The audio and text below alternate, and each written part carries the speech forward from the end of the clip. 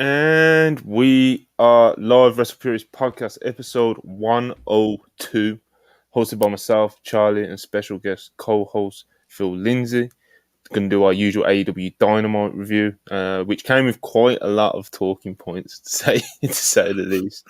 We'll probably touch on the CM Punk interview as well, because, of course. But first things first, please like, subscribe, send any super chats with any questions, any takes that you have, turn on the post notifications. Hope everyone's doing well. Starting with my fellow co-hosts, starting with the special guest co-host, Phil Lindsay. How you doing, brother? I'm good.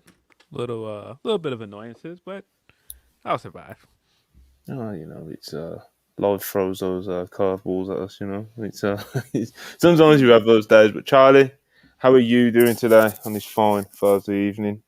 Doing pretty good. Had the week off work. The one time that I could actually watch Dynamite live and still sleep decently, I fell asleep before it even started. So I rewatched today, and I gotta say, rewatching without like the live tweets from everyone else is quite pleasant. So I might end up doing that more often. But yeah, ready for the podcast. I have some things to say about some topics. I'm sure people can guess on what, but this should be a fun one. Yeah, definitely a lot of talking points. But when you're watching Dynamite and you're not scrolling Twitter at the same time, and you can really lock in, whether it's AEW, WWE, New Japan, CMLL, whatever you decide to watch, it is always like a little bit better because you can just lock in properly for it. Yeah. A lot to lock in for this Dynamite, though. Like I said, loads of talking points. Obviously the Ric Flair, the Kenny Omega, MJF match being official. Some good, some bad, as you can already tell. But yeah, AEW Dynamite kicked off with MJF opening up with a promo. He's immediately interrupted by the Kingdom and Roddy Strong, who decide it's in their best interest to offer their help to Max, but he declines and he wheels off Roderick Strong out of shot, which he created quite a good few memes, MJ, but Roddy got Roddy out of there, and then MJF locks in. He gets really serious. He cuts a serious promo on Juice Robinson because, of course, there's a lot there. And, there was a few lines. I think he said, there's a bullet with your name on it, But, yeah, he locked in, serious promo. And the start of the show was just completely taken over by MJF, really. Like the first, 35 minutes or so, there was the match. There was all the afters. There was the Kenny match. So, just to go through it, bullet points. MJF versus Juice, MJF was locked in, pissed off, proper babyface performance, but with some, some heel tactics, but he used them with like a little charm, that's what MJF's kind of been doing lately. Juice got busted open, and there was all kinds of interferences from the Bullet Club Gold, of course. But yeah, eventually MJF won with Dynamite Diamond Ring and the Heat Seeker. He's attacked after by Bullet Club Gold. There's a failed Kingdom save to come down with the giraffe and Roddy in the wheelchair. Then the Acclaimed make the actual save. BC Gold kind of get out of there, go to the top of the ramp. And yeah, Jay White basically challenges MJF to a 4-on-4, which leaves MJF the choice of who his partners are going to be. And there in the ring, he kind of rejected both the Acclaimed and the Kingdom. But as he's walking off, he's confronted by Kenny Omega, who challenges him to an AEW World Title match, and he accepts, and we're getting it this Saturday on Collision. So a lot there that I just went through. Phil, what did you think of MJF's kind of, it was kind of like his own show for like the first 40 minutes or so, wasn't it? It was MJF first, not the coach. Yeah, definitely. MJF first. 30 minutes of him was a lot. I feel like they could have stretched some of this across the show. And it wouldn't have bothered me. And I mean, this was fine. This definitely gave me the feelings of afterwards, like, don't really like where this is going, man. And I was kind of on board at the beginning. I really like the idea of Jay White versus MJF at the pay-per-view. I think that's a good matchup. Don't like where this is going. I just feel like from the quarters bit a few weeks ago on, this thing has been rolling downhill. And the second they did that quarters thing to add heat to this Max and Juice thing, I was like, all right, well, Juice is losing this match. He can't win this match after, essentially making it seem like he was going to commit a hate crime on the guy. So he could not win this match. So I knew he was losing. But I was just like, all right. And so the other thing that happened in this 30 minutes is he also set up the tag match for the Ring of Honor titles at Full Gear with the Guns. It very much feels like to me, watching this and for the last 2 weeks, that this guy is just going to beat all 4 members of this stable and make them look like losers. And I am not on board for that at all. No, me neither. It's not like it's needed. So MJF doesn't need to really face the Guns, It's not. No, he doesn't. But this is what it feels like. It feels like he's just going to go through and beat all 4 of these guys. He's going to beat the Guns in a handicap match, probably at the pay-per-view. And it's very much looking like he's going to beat Jay White. I was on the fence about this for the last few weeks, but that Kenny promo sealed it for me. I really feel like he's going to beat him. Yeah. Yeah, it wouldn't shock me at all at this point, But one thing I did miss as well as the tag match that you mentioned was the Devil. The Devil showed up after the opening promo. Yeah. Again, still no real indications of who it is, from what we've been showing. Of course, we've all got our guesses that,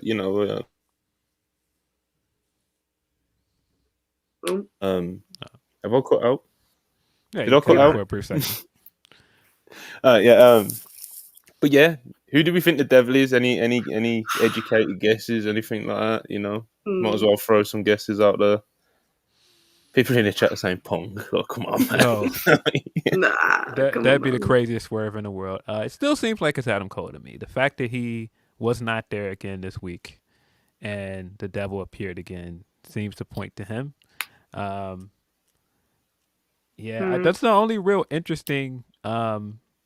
I mean, it could be Jungle Boy as well. That'd be kind of interesting. If it's Jack Perry, that would be so funny. It would be so funny because I know how much Monty would hate it.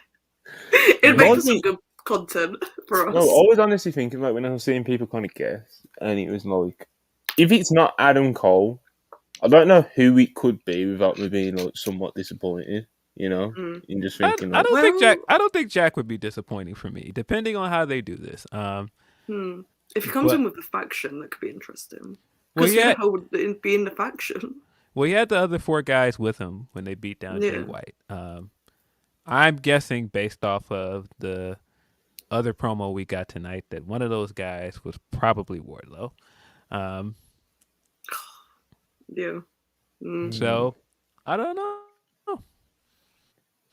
I don't know. Well, I just like to annoy people, so I'm still going with the fact that it's the War Dogs until proven otherwise. So I'm sticking with my bit. You're going to be riding it out until the very end, probably. It's Finlay. Yeah, it's just David Finlay. That's why he had to drop the belt. He had stuff to do in AEW, man. We've got some guesses. What we got? Yeah, I still think it's Adam Cole at this point. Adam Cole. I'm not convinced it's Adam Cole unless they plan to have this go on for a while. Because it's 12. I did tweet the other day. It's now obviously Sky Blue after her fucking Instagram post about the masked things or whatever. So if it's Sky Blue, I also called that. It's definitely not, but imagine it would be very funny.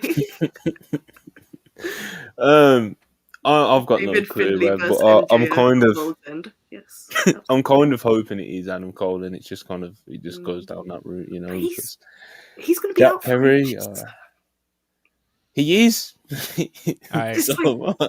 But see, this is why I'm saying I very much believe they have jumped the shark with the MJF stuff. I don't think that they have pivoted well. I think it was very clear that they had planned for Adam Cole to beat him until he got injured. And now they've had to pivot, and I don't think that they have pivoted very well. Well, the War Dogs are in America right now, so if they're pivoting to something, bro, just put the call in. They're there for 3 weeks, reveal it at Full Gear, it's fine. I mean, it'll make Charlie very happy, It would pop huge. It'd be hilarious. Yeah, I guess I could get behind them being part of a group in AEW, But yeah, like I said, the match itself, I liked it. I like the vibe MJF came in with. Obviously he was understandably very fired up and pissed off, and he done a good job of kind of displaying that throughout the match. He got off to a hot start with MJF just jumping him. He got juice out of juice, and yeah, he was just on fire, So good stuff from MJF. What did you guys think of the match itself? Yeah, I thought the match was good. I enjoyed the match itself. I just afterwards, I just got that weird feeling like, oh, he's gonna beat all of them, isn't he? I don't want to see that. Yeah. But this was a good match. I enjoyed this, and I thought Max did a good job of coming in with heat, based off of the quarters bit and using that to come in as a fiery baby face. I thought he did a good job of using his heel stuff this time around as a baby face, and the crowd liked it. There was a lot to like about the first 30 minutes. I just very worried about where we're going for the next few weeks. Yeah, understandable. I did think that it was a lot, It's like I went through a lot, and it's like then I forgot the devil thing, I forgot the tag belt thing, It's like there was so much, and as Phil said very early on, like, they probably could have done with spreading it out a bit if they did want to do all that, last night. So, MJF, he gets his minutes, brother. He's good for the quarters. I haven't actually seen the quarter hours for today. I know the rating wasn't too great, but I'm not sure how he's fascinating. Oh man, we'll touch on it, I guess. MJF did great in the quarters. I will be very honest about that. He did great. Doesn't surprise me at all. The drop off for the tag match was something else. But yeah, still kind of. Definitely talking of the MJF first. We had the Wardlow video package, and you were just kind of him explaining how he's just, he's pissed, sitting back on the sidelines watching MJF, his arch nemesis, basically rise up to become, the fans' favourite, number one babyface in the company, main event in Wembley, and doing all these things. So, obviously it's a good thing for him to justify his plans, not quite his actions just yet. I'm sure we're going to get to that, but I'm all for giving Wardlow like another chance. I know a lot of fans have kind of wrote him off, but I think Wardlow can be saved. What do you guys think? Yeah, I thought this sit down was decent. Like, this is like probably the best promo he's ever cut, to be honest. Yeah. I liked it. I came away from it like, hey, this guy's right. He has a point. It was very logical. And he had a lot of good emotion, because I think the thing that I didn't like about him as a babyface is he just, all of the edge that he has at a heel when he was coming out and he was doing all of the Powerbomb Symphony, and he looked cool. As a babyface, it was just like, none of this feels cool. This guy feels way too lax. It just feels like, come on, man, give it to me. Like, what are we doing? Like, what sealed it for me was being in that press conference after he won at I think that was Double or Nothing. And no, it was Revolution. Won at Revolution, and Hobbs comes in there with the big golden donut, and he slams it on the table, and he cuts this great promo. And then Wardlow just kind of looks and it's like, yeah, I like that. That's cool. And I was like, what? Like, get this guy. What do you mean? Like, what do you mean? And so I'm glad we're back to him at least showing some edge, showing some fire. Hopefully they do something cool with him. Yeah, hopefully they can. Hopefully, if they do heat him up again, it doesn't. It's not all for kind of basically nothing, because last time it was definitely squandered. But yeah, Wardlow. We'll see where it goes this time. Next up, we had Hook and Rob Van Dam tag teaming again. Good vibes. They defeated the Dark Order. And you got Rob Van Dam's entrance. It's always a pop to see that on TV. Him and Hook together. It's the novelty of it still is pretty new and stuff like that. But it was just kind of a match that was kind of there, really, wasn't it? I don't know what you guys think, Charlie. Yeah, the match happened. I don't really think much of it, to be honest. I don't enjoy Dark Order. I'm sure the people watching know that I do not enjoy Dark Order in 2023, because they've not been booked to give me a reason to. But I think my favourite part about this was the fact that after the match, Hook got so giddy that he broke character and smiled, and they called it out on commentary. I thought that was lovely. So that was the best part of this for me. Yeah, Dark Order. I thought you said Dark Order in 2023. Phil, where are you at? This was fine. It felt very much like filler. It felt like a way to get Hook and RVD on the show, which is fine. But I just feel like they've got to figure out a way to book Hook better, man, because it's Yeah. like people want to see Hook.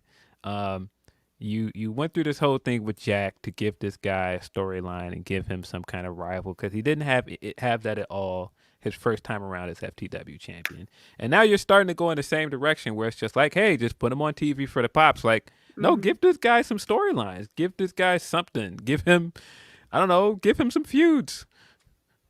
I don't know. Hopefully they actually go with this. They kind of teased the Wheeler Yuta thing at the end. Like, I'm sure we'll talk about it, but I hope they actually go with that because that could be real interesting to see. Yeah, I'm sure there's a few interesting cards on the table, you know, but we'll see, you know, we'll see. Gonna take a quick break to do some super chats. Jacob Donnelly, $5. Appreciate you as always. TK celebrating the return of TNA by throwing Christian Sting and Ric Flair in the same segment. Something like that. Yeah. Something like that. We're gonna get to that segment very pretty shortly, I think. Andrew the Giant, £5. Appreciate you as always. Just back from Impact in Glasgow. God bless. Show was great. Leon Slater wrestled Frankie Kazarian. He's incredible. Yeah. He's very impressive. You know, we said it when we was interviewing. When you watch a show with him on it, these Rev Pro shows or whatever it is, or even an Impact show, it's like you do kind of you remember what you saw when you watch him wrestle. You know, he leaves his mark. So I'm sure. Just not even like he's great as a wrestler, but he's so good at getting the crowd behind him as well. Like I was at the British J-Cup where he won it, and everyone wanted Slater to win. Like they did last year as well, to be fair. But like the whole crowd was basically there for him. It's pretty cool. Yeah, he's really good. The most shocking thing from what we got from when we interviewed him is that he started wrestling when he was 9. So he's 19. He's 19, crazy. And he's been wrestling. He's been hitting those ropes for 10 years already. You know, he's a decade in. That's crazy.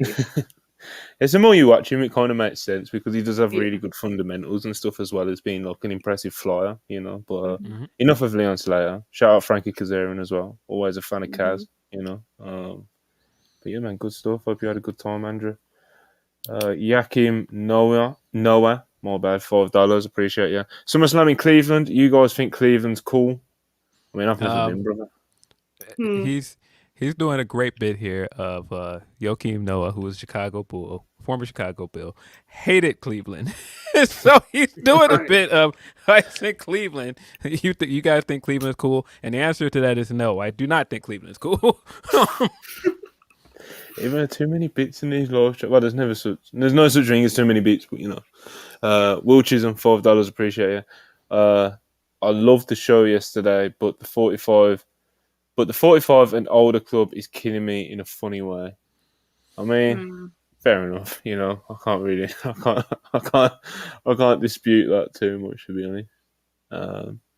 Showtown Spurs, $10. Appreciate you as always. My case for Jack is that it was MJF who turned him heel by telling him he will never win without cheating during the Double or Nothing feud. But the problem is he ready for this moment? I don't know. It makes sense for it to be Jack. There's a case for it to be Jack. I know, but the second part is what I kind of worry about. You know. Yeah, that's kind of where my concern is. I don't know if, you know, like Jack Perry leading like a main event heel group. I don't know. Maybe they'll give him a mouthpiece. I don't know. I still don't know.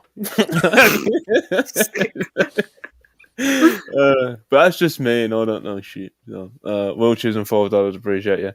Hook popped a year ago, and he's popped now. He's scary. That boy was mega over last year.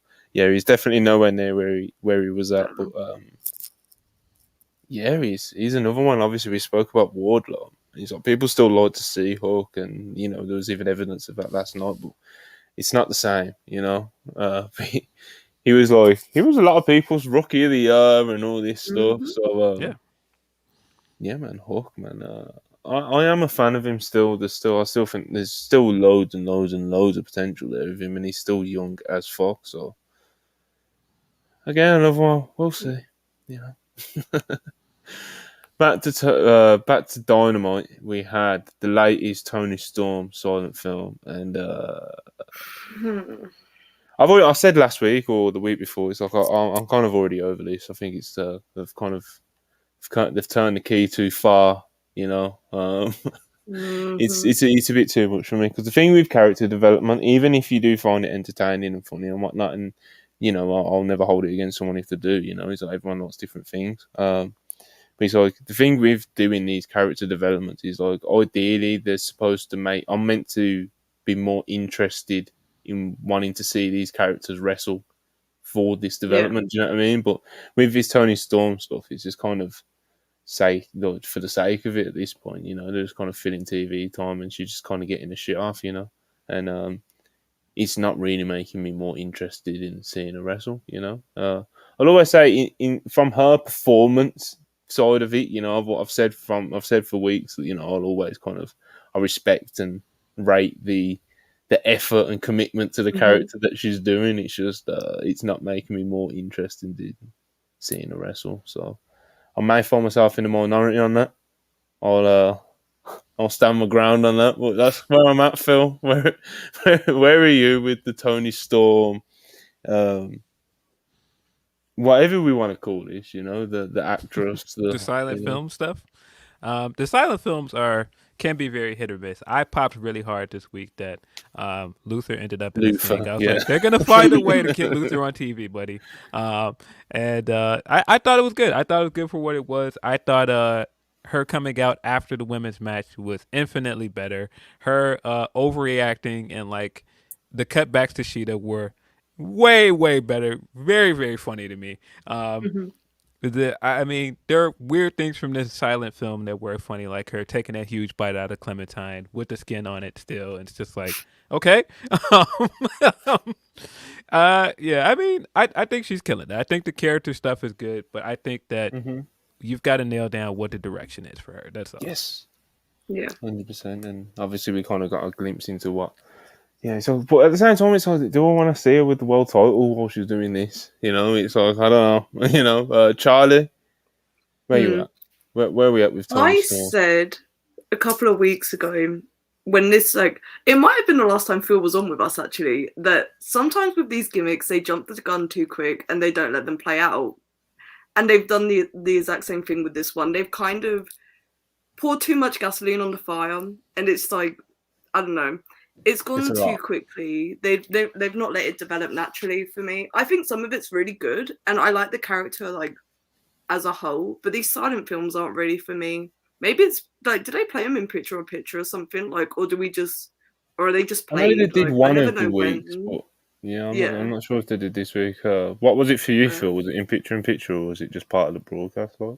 It was probably the broadcast live, but I think it's usually in picture, and I think that's kind of the point of it, to have her like off to the side next to the commercial doing something zany, which works. I think it works for that, but I do think it'll be interesting to see her like going for the title with this character. I don't know whether I want to see this iteration of the character with the title, because like the silent film stuff is just a bit much for me. It's like, I don't know. I liked it when she was first introducing the character, but it's kind of gone a little bit too much for me personally. Yeah. I think the interviews have been better. The interviews she does with RJ have been better than the silent pictures. But the silent picture stuff is just so over the top that it's just, I think it's supposed to be like, what is this? Like, yeah. Like, what do you actually think you're doing, Toni? And she's just like, it's art. Yeah. Yeah. It's a lot of skits and stuff. It's like even the RJ stuff, I was kind of like, all right, what's the point of this? We got it the first time, the second time, the third time. I mean, I think she's done like 3 or 4 sit-downs with RJ, and then now we've had like 2 or 3 of these silent films, and it's like, okay, yeah, we get it. She's gone mad, Yeah, I think the telling thing about it is, and this is where I will jump in defense of people that are like, there should be more than 2 women's matches a week. What she's doing clearly gets over better in front of the crowd. And so I think you've got to find a way to give her stuff to do in ring. Because, I mean, the silent film stuff is fine, but I think the whole appeal of this should be putting her in front of the crowd. Yeah. They've got to definitely got to navigate how to like translate it more into like in ring stuff, like you said. So But people, obviously, Toni Storm, she can go. We all know that. So, Yeah. I'm sure it will fall into place. I do have some faith in it, you know. Yeah. I mean, the good news about this is that she is going to have a match at Full Gear. That's the right move to go with this gimmick. She's got to have a match in LA. It just makes too much sense. Yeah. Oh yeah, shoot, yeah, definitely. Especially after last night after the women's title match and stuff. So, definitely. We've got a quick super chat done. Man's $5. Appreciate you. Sting versus Ric Flair in his last match. This is wrestling, baby. Real Graps is back. Yeah, that's one way of putting it. All right, let's talk about it because that is next. Tony Khan's gift for Sting. We was guessing all week about it. We even done a show yesterday, thinking, done some final guesses. I done a tweet on the WrestlePurists account, and people were guessing a range of things, like AEW Hall of Fame first inductee, picking the city and venue for his last match at Revolution next year. What else was there? There was a few other things, sentimental things, stuff like that, and there was a couple jokes.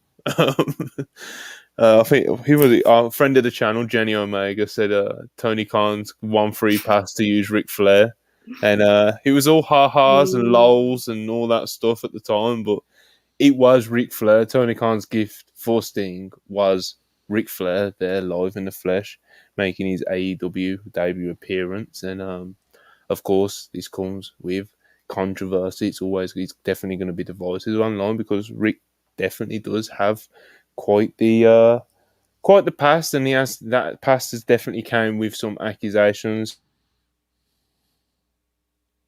Ring documentary that was I think it was last year, 2022. And since then, it's always kind of been a touchy subject of whether should AEW bring him in, should they give him a chance? And for the longest time, obviously they decided against it. At the time of Dark Side of the Ring, that was around the time AEW were seriously considering bringing him, and they fought against it for you would assume that reason. So,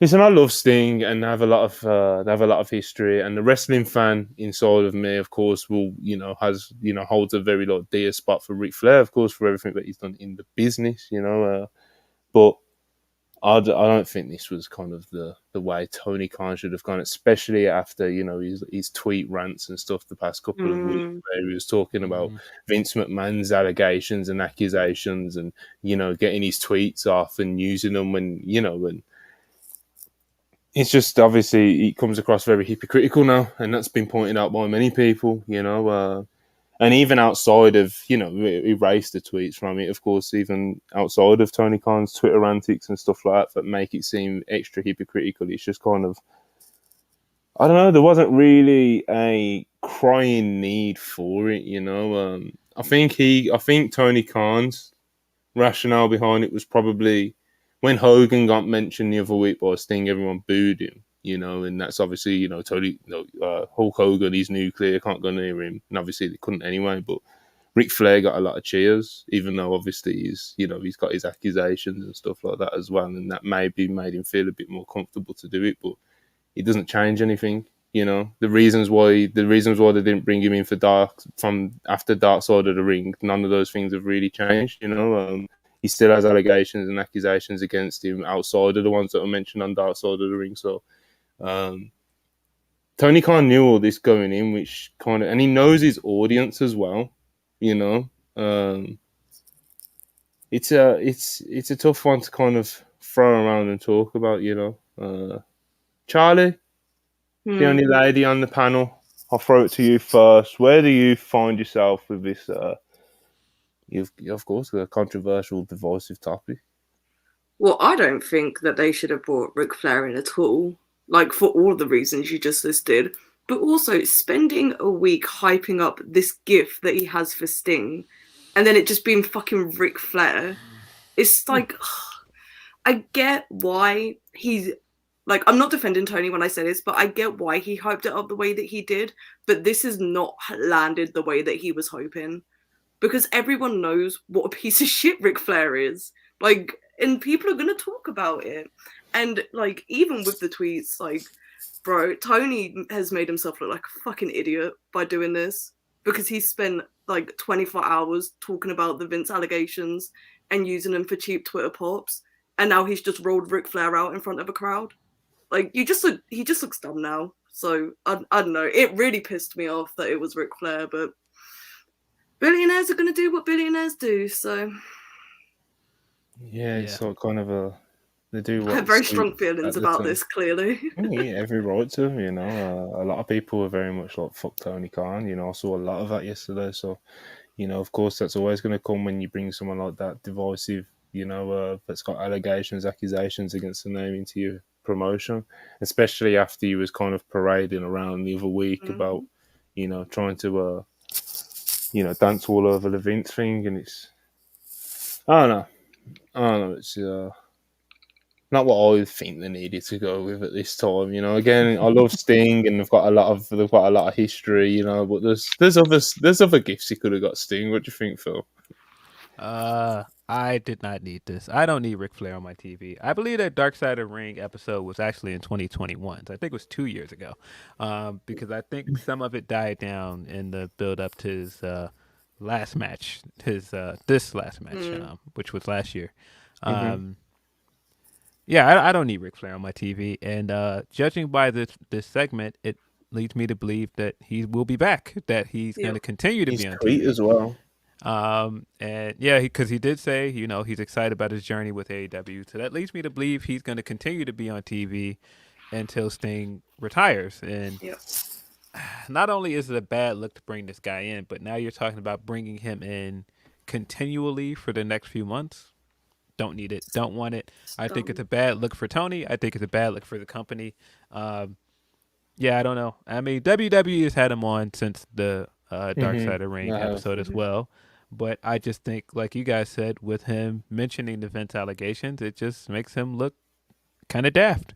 And so it's like, why would you do this? And this guy's not going to wrestle. I hope he's not wrestling. Jesus Christ, I hope not. So I don't know where you go with this. It definitely feels like they're leaning towards a tag match for Sting's last match. It seems like Darby will be included. It seems I kind of get the feeling that we might get Copeland and Christian versus Sting and Darby. I don't know why I keep getting that feeling, because they keep adding Copeland to the mix. Sting cut the promo on Copeland backstage. They're definitely still hammering home you can't trust Christian. I don't know. I don't think it's out of the realm of possibility that Adam could turn heel and end up joining Christian. Yeah. That wouldn't surprise me. Yeah, there was a lot of, Christian Cage came out. There was other things to unpack, but yeah, just this wasn't a gift. This wasn't. It was definitely a choice. Yeah. The thing with like our friend Park has mentioned this a few times. Like even in private, it's like it's very annoying, especially like it happens a lot in wrestling, because unfortunately a lot of wrestlers and people in wrestling are pieces of shit, for multiple different reasons. So you get these stories and accusations, whether they're old, new, fake, true. You know what I mean? They're all over the place in wrestling, and fans constantly, of course, have every right to bring up like accusations and allegations against people, but it's very annoying when you see people do it disingenuously and do it when it suits them, and that's what kind of comes across now with Tony Khan, because it just comes like, does Tony Khan really care about all these victims when he's making his tweets and he's making his jokes about Vince McMahon? If he's just going to wheel out Ric Flair 2 weeks later, he comes across very, very disingenuous. So I completely understand why a lot of people are very, very like disappointed or mad about it or just let down by it, and on the flip side, like, a lot of wrestling fans will be like, well, but it's Ric Flair, and that's what that is, and that's obviously kind of the impression I guess Tony Khan's kind of got from it. I don't know. I'm not in Tony Khan's mind. I can't really explain his thinking because I'm quite baffled by it. So, Ric Flair, he's in the AEW verse. That mentality just really annoys me though, because wrestling's never going to be a safe space for women, especially because people are always going to go, but yeah, it's this wrestler, but yeah, it's this thing. It's like, bro, no, like these people shouldn't be in the industry. So, but if you wipe out all the terrible people in wrestling, there would be no wrestling industry. So it's a double-edged sword. Yeah, I don't know the details of it, but I've seen a lot of people being like, "Oh yeah, but the girl on Dark Side later, either like took it back or they settled something or like something along those lines." I don't know, so I mean, excuse me, but like that's she's. not the only thing, like I was about to it's say she's definitely That's not the one thing only in a very woman. long list. Ric Flair's got a, even times where he said things, he's kind of incriminated himself unknowingly and Yeah. stuff like that. So Yeah. he's. Some people will say it was different times, but that doesn't ever excuse it. That Teddy Long interview is still out there with Exactly. That's another thing as well. there's so many things that are There's a incriminating lot. about Rick. There's So a lot. and I think the other thing that makes this odd is that the way he promoted this is, this is unlike any gift anybody has ever received, and it's unlike anything we've ever seen in wrestling, and it's just Ric Flair. It's like, It's just Ric Flair. what? I've seen Ric Flair for the last my whole life. I've definitely seen enough of Ric Flair. We've definitely seen enough of Ric Flair. I'm sure there. Oh well, let me not. I was about to say, I'm sure there's a woman somewhere that's saying enough of Ric Flair as well. We don't. I'm good. Yeah, as much it's like I said, as much admiration as I have for Ric Flair, the wrestler, and just purely the wrestler. Like I just said, like we've all just said, I've seen enough of him, and especially with certain things that have come to light. With we're meant to be in this a progressive society, whatever the fuck you want to call it. It's 2023. We don't need we don't need this. But anyway, Ric Flair did come out. He embraces with Sting, the hug and stuff. Talk a little bit about the history. Flair, of course, puts him over huge, and then Christian Cage crashes the party. God bless. Which is kind of the beauty of Christian Cage. He comes out. One of my favourite lines was, "If there was a God, Ric Flair would have been dead 20 years ago." And this was Christian Cage is just being spiteful, ruining the moment, and this is basically all just to kind of set up the trios match for Full Gear.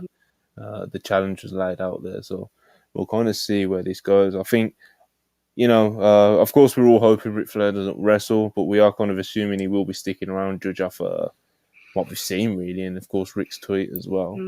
I think he'll just be like ringside for this trios match or something, and he'll do like a woo or whatever the fuck. So we'll see what happens. Yeah, I definitely think Christian saved the segment, but I was not happy about seeing Ric Flair on our TV. I was just like, "Yep, that's enough of that. Let's just go ahead and move forward and go on to the next thing." Yeah, it's tough, Sometimes, it's really like a disappointing thing that you have as a fan, especially when if you go back and watch old shit, because it's like you want to be able to enjoy them. Like, I want to be able to enjoy two legends embracing each other. Ric Flair comes down, he's in his suit, he gives Sting a little chop and stuff. Like, I want to be able to like celebrate that on this podcast, but instead we have to talk about the kind of real life situation behind. Do you know what I mean? It's it's the disappointing dilemma of being a wrestling fan. It's just the way it goes. But any whom's, a couple more super chats before we move ahead. Will Chisholm $10. All I'm going to say is, if you bring Ric Flair in, you can't play the high and mighty part no more. And then NXT had a bigger number this week. Karma told her. Yeah, definitely, because AEW and Tony Khan especially have definitely tried to portray themselves as the good guys, the guys that are always having to punch upwards and blah, blah, blah, blah, blah. It's like, this makes it tough to keep that image intact. And NXT, they had a bigger viewership. AEW did win in the key demo, but only slightly as well. Like, that gap is well and truly closing, But Custodian Lexis King 199. Appreciate you as always. Catch me Tuesdays at NXT # King Custodian. A lot of people talking about your debut for better and worse. So there you go. Will Chisholm $5. Appreciate you. Get ready, y'all. First, Ric Flair, Tessa Blanchard is up next. Now come on. Well, Tessa's with CMLL, which AEW is now partnering with. So, jeez, I didn't even think about that. These are the worries that somehow you end up having after you see Ric Flair on an episode of Dynamite. It's. I'm just retiring after this podcast. I've had enough. wrestlers bad, you know. Wrestling's bad. Enough. Piers Morgan, for fuck's sake, 199. Ric Flair is a lovely man, a legend of the business. I mean, you know. These bits, bro, we get some real interesting ones. I mean, there's a lot of characters, you know, a lot of characters. Yeah. Trios match for Full Gear, we'll see what happens. We have a sit-down interview with Chris Jericho. You know, he's all beat up. He's a sympathetic babyface after Don Callis and Powerhouse Hobbs especially did a number on him. But, you know, Jericho's gonna go regroup, and he's gonna make some calls because he's got some friends, some big friends apparently. And there's a lot of speculation of who that may be. I think the most common guess is the Big Show. Paul White. People think it's gonna be Paul White. He's gonna make the call to. Some people said Mark Henry. Some people said Goldberg. I'm hoping it's Goldberg. You know, I can't. I can't. Goldberg, yeah. Goldberg, Paul White, Mark Henry. You know, there's a lot of big guys in the wrestling business, funny enough. But yeah, Paul White seems to be the most common answer I'm getting from people. I said on Twitter, but if it is Paul White, I'm not sure how he's the man to like level the odds. You know, you've just had the shit kicked out of you by Powerhouse. You phone Paul White. I'm not sure how that's going to go for you. You know. But God bless. I love me some Paul White. He's a good dude. So, Phil, sympathetic babyface Jericho. Are you fucking with it? Paul White. You think he's gonna? Even the odds? What do you think it is? I didn't think we really needed this segment, to be honest. I thought it was fine, but it didn't really move me. I was sitting there like, all right, okay. And I do have to assume it's Paul White, which, I mean, if you've got him going up against Hobbs, I don't think that I don't know. Not really excited for that. When you mentioned Goldberg, I immediately was like, wouldn't Goldberg have made more sense in the Sting segment? Because Sting and Goldberg have, like, history together. Yeah, there's I mean, it's open for interpretation, I guess, you know. Charlie, Big Show, it's probably going to be Paul White, and happy for him. If it happens at Full Gear, I guess I'll get to see him wrestle live. We're going through this segment by segment. Absolutely, we're going through this segment by segment. I'm just like, damn, maybe I didn't like Dynamite last night. Because it was a good show, I think. It happened. It sure did happen. But I don't know. This one for me. Jericho's so funny as a babyface, so it just pops me. It's tough. It's like, you know, the content of what he says would make sense for a babyface to say, you know, but it's just, how can you sympathise with Chris Jericho in 2023, man? It's tough, you know. It's tough. Especially, you know, he was a heel 2 minutes ago. But they're trying, you know. They're trying. As Phil said, I don't think this needed to be on the show. And as Jericho only gets older, he's not getting any younger. I feel that way about quite a few of his segments, you know. I'm not one of those people who thinks Jericho needs to retire immediately or anything, but I do think, like, it's very clear, like, if he wants to get his shit off on a show and it's a segment, like, he's getting that in there, brother. You know? It's like, I don't know, man. Take some weeks off, Jet. Just take some weeks off. It's okay. Just a handful of weeks off, man. It's all right. Yeah, we don't need you to go away forever. We still don't mind having you in the mix, but it's like when he's so, you know, Chris Jericho's story always has like a decent amount of focus, you know, compared to everything else on the show, except for like maybe one feud, you know. He's always right in the thick of it when it comes to Dynamite. So, and you know, obviously he's had a long legendary career, and he can still go. You know, obviously he's not in his prime anymore. That goes without saying. But you know, he can still do stuff. You know, but he does a lot. So you know, Darren Walker 2 pounds.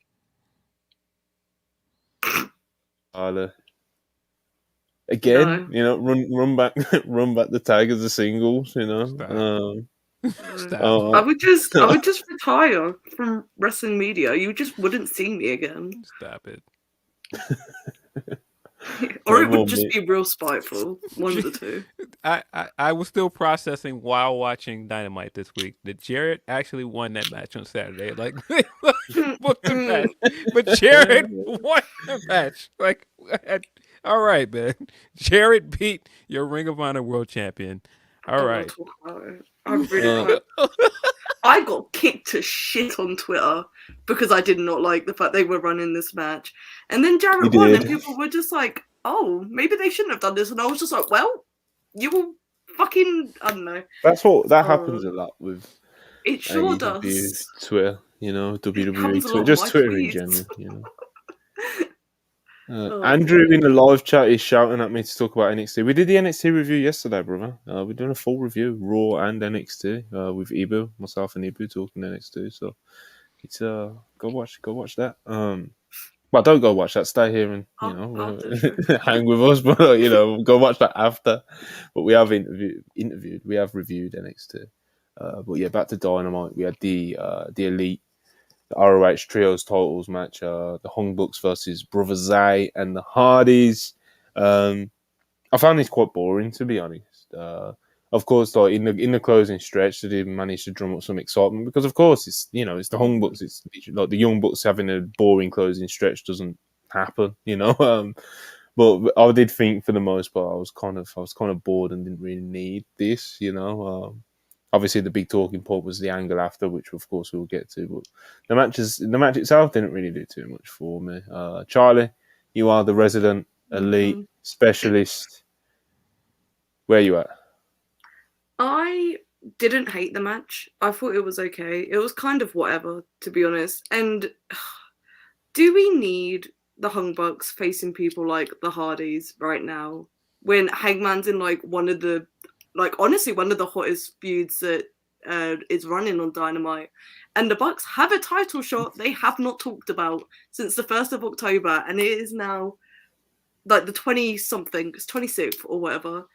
Why are they facing the Hardys? Shout out Isaiah though, because I think that he looked really good in this match. Yeah, and he's been obviously developing quite a lot with the Hardys, so I won't hate on that part of it. But why did this need to happen on a Dynamite? What are we doing with these guys? I don't get it.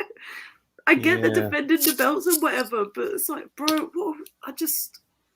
why do they have the belts? Well, obviously, because if they're running Final Battle in December, and that's purely on Ring of Honor, Honor Club, whatever. So that's why they've beefed up the champions. But give me actual matches and make me care about them. They're just kind of carrying them.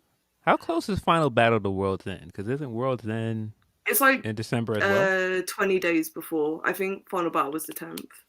Okay. Yeah, 20 days before. Yeah, December 30 is World's End. So. That was quite the guess because I couldn't remember when World's End was. So. Yeah, December 30. But yeah, man, I echo a lot of what Charlie said about kind of the Young Bucks, especially. Obviously, as Hangman, he's involved in a hot feud at the moment, and he's been on basically every TV since it started, so I can't really fault that at all in terms of, what we're getting out of him at the moment. But yeah, the Young Bucks, they've won that title shot on the pay-per-view, and it hasn't been mentioned there's any... it doesn't seem like there's any immediate direction heading towards that match and any build towards that match. I'm kind of it's just like a lot of people have been saying it's just the Young Bucks. It just feels like they're kind of just treading more at the moment. They're just kind of going from week to week, and I don't know, man. I'm waiting for them to step into that next gear, which I was thinking it would have already happened by now with the Full Gear match coming up, But maybe they win the titles at Full Gear, and it's when they actually have the belts instead of doing an elaborate, interesting build towards that match, which would have been optimal, but it doesn't seem like we're getting it, Phil. Where do you find yourself on this? What I've been waffling about? I mean, this match was fine. I agree that the highlight of this match was Isaiah having a great performance. Man, get Mark Quinn back on TV. I don't know where he's at with his status, but get Private Party back together as soon as possible, man. Get him away from the Hardys. Get this man back in his tag team where he belongs. Yeah. Because boy, the Hardy stuff is just not doing it for me, man. I did not need this trios match. I thought it was fine, but I definitely did not need this. I don't really get what you're doing with either of the ROH tag titles at the moment. You've got 6 interesting guys holding those belts. Why aren't they on ROH television? I don't get that. Isn't that a way to get people to watch ROH? Don't you want people to watch ROH? Like, why are they not just like I'm not sure wrestling? they do. Why are they not wrestling like random trios and having good matches on ROH? I don't understand. I don't understand how they use the Elite in general, to be honest with you. Like, It's so baffling. It really washed over me the week of Title Tuesday, and I was just sitting there looking like, all right, you're bringing in all of these people, and you're complaining about NXT bringing in people from the main roster. Hey, why aren't Kenny and the Young Bucks on this show? Like, I'm confused. These guys have a tag match. They have stuff that they can build towards. Kenny has been killing it as a singles wrestler all year. What are we doing? Like, I just don't. I'm confused. And so this week, after this match, I just knew they were going to go, hey, man, Big Bill and Ricky, this match is coming up. Nope, we didn't get any of that. I'm like, are we ever going to talk about this tag match or not? Like, what's going on? I hope so. I don't know, man. Bro, it's just, if they call this match like literally a week before Full Gear, I'm going to be so pissed off because they've had this title shot for a month. Well, I mean, I feel like that kind of telegraphs where we're going with this. Absolutely. Ricky and Big Bill are just losing. Like, there's no story here. They're just going to get the match at the pay-per-view and they're going to lose. That's it. Yep. That is 100% what's happening, and it just upsets me greatly because I think you could have done some real cool stuff with it, man. Like, I don't know. I wish my favorite tag team cared about wrestling. I'm just gonna say it. It feels like all of the Collision guys came to Dynamite and they are getting the shit end of the stick. It feels like all of the building and storytelling they've done on Collision has led to nothing on Dynamite. Yeah, it's I don't know. Like Phil, you asked, do they want us to watch Ring of Honor? Bro, I'm not convinced, because it's like we've seen when Tony Khan's like pushed up against the wall, and it's like what Tony Khan's gonna do, and he wants people to tune in or to boost the number or to do something, or he really wants people to tune into a show, brother. You don't do none of that shit for Ring of Honor. Like, and I see the cards, and I'm like, what's the goal with this? Like, what are we trying to achieve? Everybody got mad at my guy when he essentially said that it was AEW Dark. Oh, bro, he was not wrong about that. I don't know, man. I don't really get it. I don't get what we're doing with Ring of Honor. I don't get what we're doing with a lot of these titles on the main roster. Even Joe, at this point, I'm just like, listen, man, if he's going for the main title, just take the television belt off of him. Why are you doing matches like the match with Willie Mack on Collision? Do that match on Ring of Honor where people can see it over there. I don't really understand. I don't know. I don't want to go on a tangent with Ring of Honor stuff, but I just don't get what they're doing with the Elite at all. I just don't get it. I just feel like, there's stuff that you could be like, even where the fuck is Takeshita? Like, you did all of this stuff with Omega and Takeshita. Where is Takeshita? Like, where? Bro, don't get me started on TV in Takeshita. What is happening? Like, spoilers for Rampage. He's finally having a singles match in the first time in like 6 months, like on TV. So yay for that. But also, real quick, people are saying that FTR have politicked their way out of defending the belts at Full Gear against the Bucks. And even if that were true, and that is what's happened, I don't know. I don't talk to FTR. I don't really care either. Bro, the Young Bucks are a creative mind. They have enough creativity that they could have built a feud with Big Bill and Ricky. It would have been so easy. Like, do something, bro. They pinned Ricky Starks got pinned in that fucking trios title match that the Bucks either lost or they lost the belts in. Like, there's so much you can build on. Oh, it's so annoying. Just do something. Like, I don't really buy that either, because I've seen a lot of people say this is FTR's fault and FTR is falling in the tag. Of course, that's what people fucking say. But my thing is, like, even if that's the case, like, pivot, do something. You've had 3 weeks. We have not done anything with the Bucks in 3 weeks. Like, even past them having a title match, what has been the direction with the Young Bucks since All In? Even before that, man, like post Blood and Guts, what the fuck have they been doing? I mean, I just picked All In because that was a closer pay-per-view. That was the closest pay-per-view I could think of that they had a match on. What has been the direction with them? Like, and like I said, even the stuff you've done direction with, like the Takeshita stuff, like, hey man, what happened to all of this stuff? Like, what's happening? It's so frustrating. It's so frustrating as a fan. Because, like, the haters can get their bits off, they can do whatever. But as a fan, I want to see these guys doing shit, and they're not doing anything. It's very much confusing, and I think that this match gave their haters all the ammo that they could, because it was just like, this felt very much like, hey man, we're gonna go on TV and wrestle our friends. Even last week when they cut the promo, and it was just basically like, them doing a promo backstage with the Cutler bit. Hey Cutler, put the camera on us. I was like, this feels like BTE. This just feels like Codyverse stuff that people were complaining about. Like, they're in their own world, not paying attention to what's on the show. Like, again, you guys have a tag title match. Like, what's going? Yeah, it's quite baffling for me, to be honest. I don't know what they're cooking. I don't know what they're doing. I'd like to see them do more, but yeah, I don't know. I think the match at the pay-per-view will be good, but very much feels like the Bucks are winning, and that's it. Listen, I'm saying all this shit now. They're gonna win the belts in LA, and I'm gonna pop like a fucking mark for it. So this like negates all of my points, but it's very frustrating in the build. Yeah, because there is none. Yeah. No build towards this match at all. I just don't understand. You have tag teams that they could be wrestling, and that's what makes it so confusing that they are six-man. They're six-man champs right now. I just don't understand, man. Like, I don't know. I don't get it. No. Yeah, I've been struggling with it for a minute, but you get what you get. You get what you get. Hopefully, the lock in soon enough, and we get the Young Bucks that we know and love. Please God, I'm tired. Their gear looked cool. I don't know. Yeah, bro, the gear was cool. But the pictures they posted, like the way the bandana was folded, it looked like LA Knight, and I just can't unsee it. It's all I can fucking see on that bandana that Matt was wearing now, so you're all welcome for that.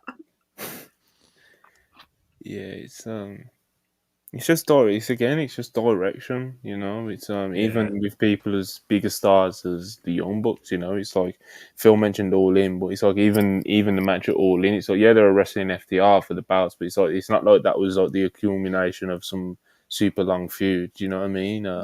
They kind of just picked it up, done a couple sit down interviews and stuff like that, and we got the match, And I very much enjoyed the match being there live, but. It felt like they were kind of leaving the door open to do another match where, the Bucks would eventually beat them.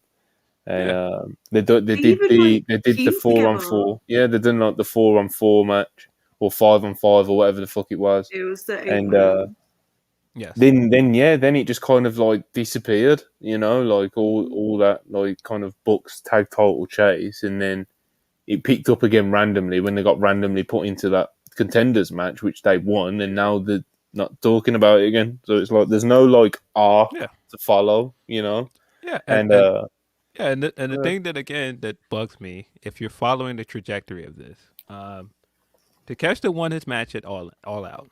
Bullet Club Gold won their match, and so I would think, hey man, Guns were just in this match where they beat two guys that are in contention for the world title, and now you're putting them in this Ring of Honor title match where they're going against one man, and it feels like they're gonna lose.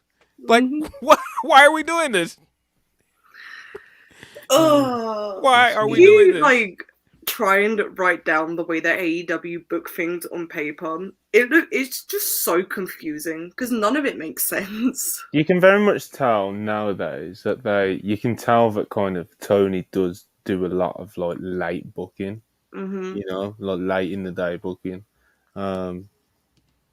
and you get what you get. Like sometimes we could be here next Thursday and Dynamite have put, because Dynamite's like that. Like I find it kind of like wildly inconsistent in that sense, where it's like they'll have like back-to-back shows that don't do like a lot for me, and then they'll have literally like an all-time episode the next week. It's like, and then like all the fans will be like, "Oh, where are all the bad faithers now?" And it's like, and then the episode the next week will be kind of like, okay, and it's just it's a vicious cycle in that sense. But yeah, it's kind of like, to stick on the Elite, because I do think it's a worthwhile conversation. I mentioned like the arc, and I think that's a big thing for like Elite's biggest fans. Is to have a constant arc to follow. Like they're always telling some sort of story of like coming up or redemption or something like that. Something that you can really get your teeth into as a fan if you want to like follow them that way. And the Elite, of course, have been brilliant with that, with BT over the years. The creation of AEW, like us as fans, got to like see that journey and then go on that journey, and we felt like we was going on that journey like with them, and that's why I think the Elite fan base gets so attached to them. Like they're ride or die for Kenny Omega, the Young Bucks, Paige, and I think that's a big part of it, because it feels like we're all on the journey with them, and I feel like some of that magic has kind of gone with the Bucks in like recent months or the past year or so, however long it is, because we've seen them have the great tag reign on TV, on a national stage, on a huge stage, and kind of like since then, there's been things here and there, like the Bullet Club, no, not the Bullet Club, like the Blackpool Combat Club feud and things in between that have also been good, but the journey is just like, it's just not the same. Like, so I don't feel like the magic is quite there. And I've never been like an Elite stan, so it's hard to like talk on it as well as someone like Charlie could. But and even like Kenny Omega in recent months, it's like the journey since he's came out. Like we always like excited to see him come back, and it's like that brought him a lot of time and fan interest off that. And then it kind of like cooled down. It's like, for me, seeing him challenge MJF last week and kind of planting the seeds, and then eventually challenge him last night, it was almost like a relief, like, oh fuck, Kenny's locking in again, But yeah, again, my point is really just that I think that the journey and being able to follow like the journey so closely is a big selling point of what the Elite are and why people love them so much, and I think that magic kind of has fizzled a little bit. What do you think, Charlie? Am I talking out my ass? Because you can probably talk on it a lot better than I can. It's been a really frustrating year as a fan, because like up to like before like they rejoined with Hangman, they weren't really doing it. Like I know they were trios champions. Like they had the best of 7 at the beginning of the year. Like they did that. Then they didn't really do anything with the belts. They had like a cool match against like Top Flight and AR Fox. That match was actually really good. I rewatched it the other day. But remember him? Yeah, remember AR Fox? Remember AR Fox? He was pretty good. He was, Oh, that's unfortunate. But then they had the match against like House of Black, and that was cool. And then nothing happened again really after that until they linked up with Hangman. And then Matt got injured, so they couldn't really do anything in the build to Double or Nothing, even though they could have done the Claudio Nick match. Oh yeah, they could have. But they didn't. They could have. There was options. Like I'm not getting into that again because I got real frustrated about that. You did. And then like in summer, like they did some cool stuff with like Double or Nothing and Blood and Guts and all that. And then like on the build to All In, like they didn't do anything again really, like until they like actually set up the match like 3 weeks before the show. Like, and now they're doing nothing again. And it's like I know I'm mainly focusing on like the Bucks because like those are like the ones that I like the most. I am biased. But like even with like Kenny and Hangman, they've all been like so in and out this year. Mm-hmm. And Hangman's finally got some focus with his story. Like obviously he's going to be facing for Swerve again at Full Gear. And anyone that doesn't think that Hangman's losing, sorry to break the bad news, Hangman is absolutely going to an 0-2 against Swerve. Like it's just going to happen. But yeah, man, I wish they actually like had proper stories that was more than just. I love all like the friendship and the reunion shit and them doing all that stuff, and they're all together now again, and it's great. And it's like it feels like they don't know how to book themselves without that. And it's like, bro, you're the top stars in this company. There is so much you could be doing with so many cool tag teams, like, or single stars or whatever. Even if you want to do the trio stuff, you can make that work as well. Like, but you're not doing any of it.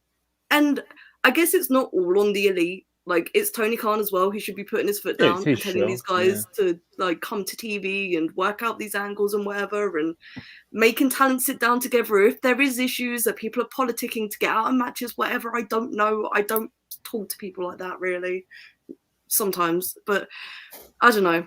It's been a really frustrating year as an Elite fan, because sometimes it really does feel that they just don't care anymore and they're not in it. It's like they got their big contracts and now they're just sitting and waiting for something. It's like, what are we waiting for? Just get on TV. Like, yeah, I don't know. That was a long-winded way to say I'm just very frustrated. I don't know if it's that they don't care. It does feel like a lot of stuff has got moved around on it, because it does feel like coming out of All In, the feud was going to be Elite versus Bullet Club Gold. They've got 4 guys. They have 4 guys. They had set up the tag stuff. They had done. They set up the Jay White stuff. So it seemed like that's where they were going. And then when they had to pivot out of the Adam Cole feud, they added Bullet Club Gold to the MJF stuff, and I think that left the Elite with nothing to do. And boy, again, if Max just beats these 4 guys, what do you do then? You're not going to do that feud with the Elite now, because those 4 guys then they don't have the same momentum that they had coming into that feud beforehand. So I don't know. It very much feels like some of this is them trying to figure out something for Max, but you didn't have to do that. You could have given Max any other opponent. You didn't have to give him Jay White. I don't know. I mean, and I don't know how much of this FDR stuff I buy. Like I said, even if you look at the trajectory of Collision, it makes a lot of sense for Ricky to get that win, because Ricky has been a fixture on Collision for weeks. And so even if that's what you're coming out of it, and those are the guys that by happenstance win the tag titles, I don't know. Write a storyline. Like, you had a whole week, you had a whole month. Like, where are we going?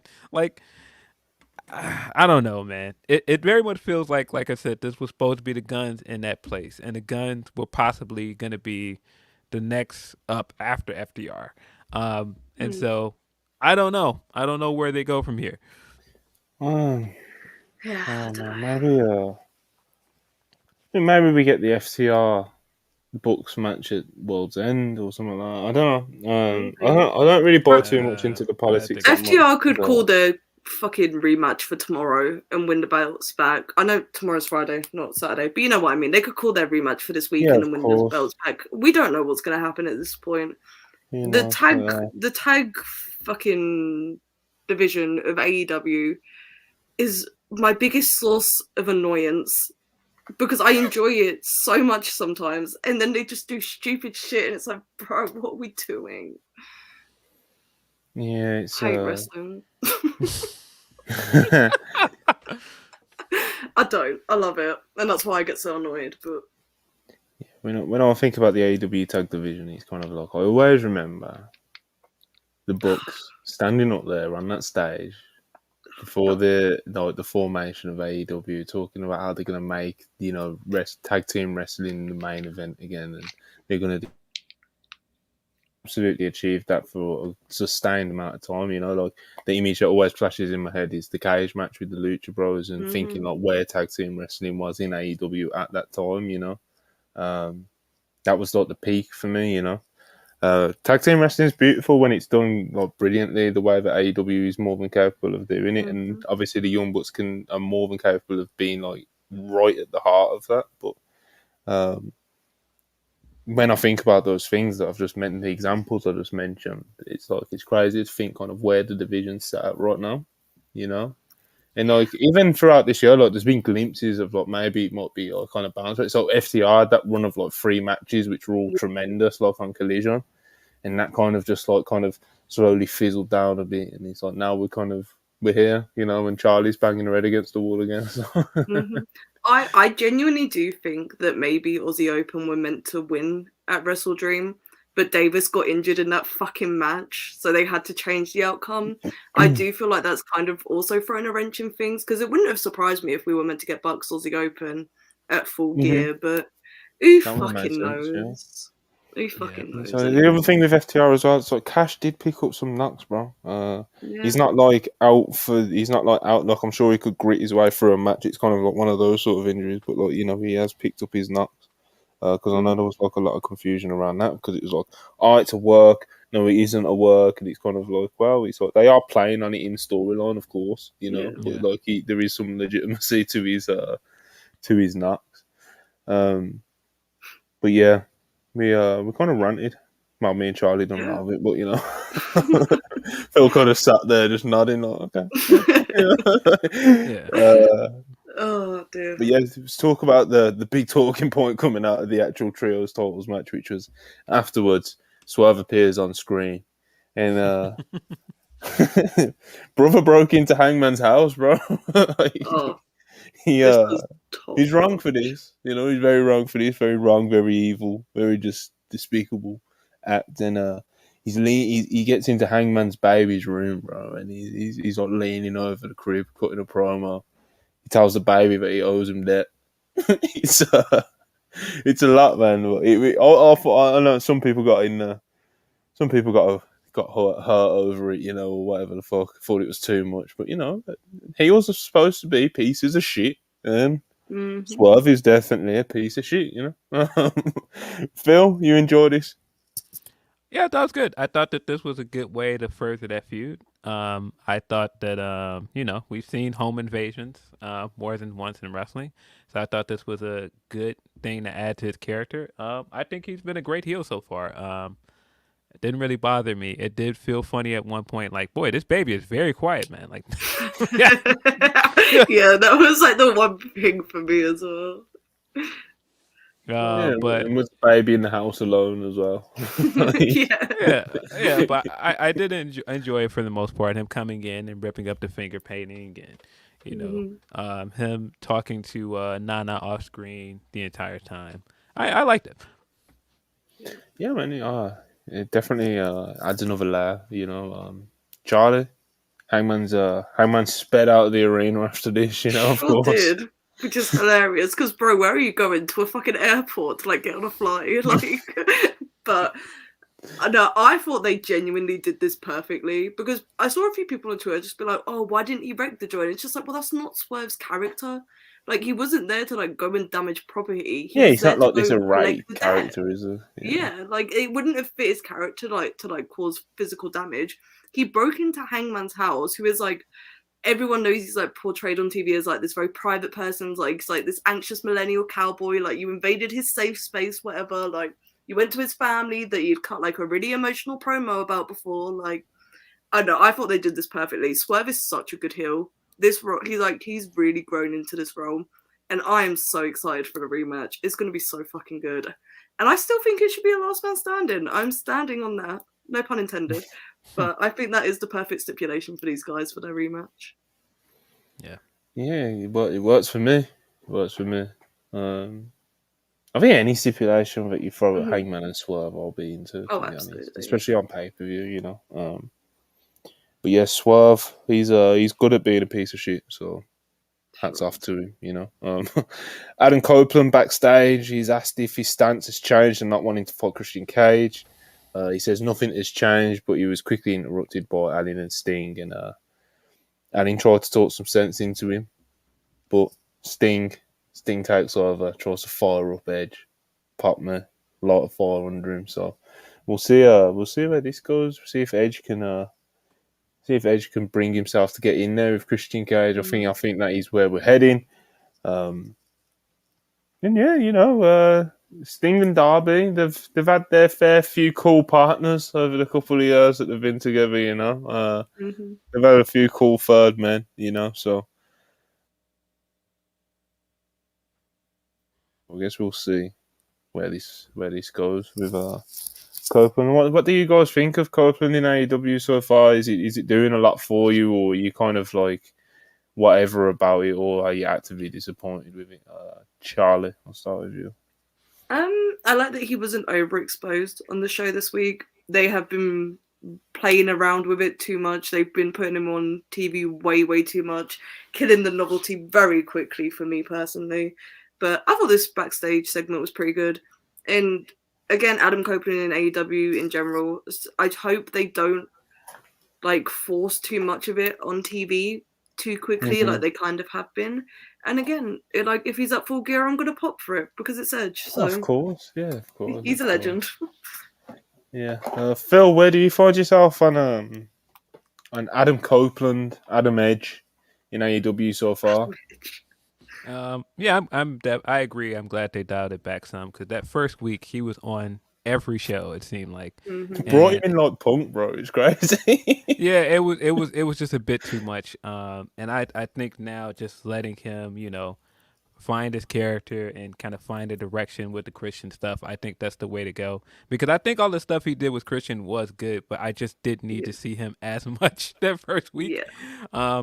So I think this is fine. I think this having him still be on the fence about fighting Christian because I do still think that he's going to eventually turn and he's going to find a way to team with his friend. Just that image of after the match of him staring off into the camera when Brian is pinning Christian. Mm-hmm. I've been thinking about that ever since I saw it. Like, wouldn't I be surprised if been lingering? Yeah, because I mean, the other thing about it is funny is I could immediately see him getting the PTSD of his last WrestleMania match with Brian and Roman, and him just like this guy again, and so I could see it. I could very much see this guy turning heel. Yeah. Mm-hmm. Yeah, although I don't think it's out the realm of possibility at all. So we'll see how it plays out, man. Edge so for Adam Copeland, my bad. Still getting used to it, man. Normally I catch on straight away when someone changes the name in AEW, but this one I'm struggling with,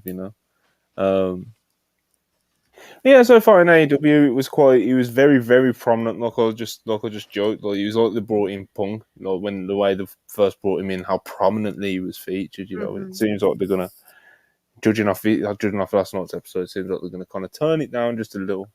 Of course, he's still Adam Copeland. He's still a big star and everything, and he deserves to be featured. But maybe he was maybe a little bit too much.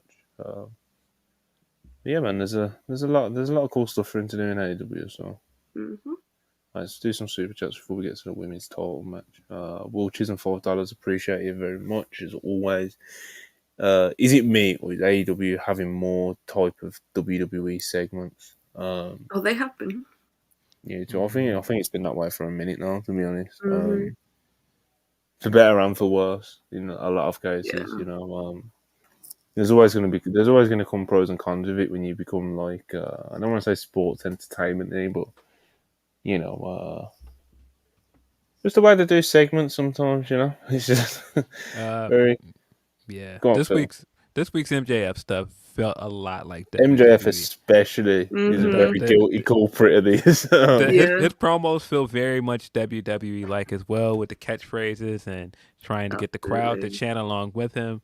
Even structurally. Which isn't totally a bad thing, but like even like the booking of this week's, and I'm like, yeah, this definitely, and this is why again I'm predicting it's gonna go this way because it's a very WWE thing to do. Have the baby face go up against the stable, and then one by one beat everybody in the stable. Yep. Yeah, we'll see how that one goes, but yeah, AEW definitely has. There's definitely a lot of segments over the past few months, over in 2023 especially, that you can point at and be like, this is pretty similar to what I've seen somewhere else, Again, for better and for worse, it's not always bad. I know a lot of AEW fans think as soon as you mention WWE, it means automatically bad, but that isn't always the case, Like I said, MJF is like the biggest culprit of this, and look how strong of a year he's had, and look how much everyone loves him. So, Will Chisholm $5 again, appreciate you. At least when they put the title on Becky, she worked Raw and NXT everywhere to help the show.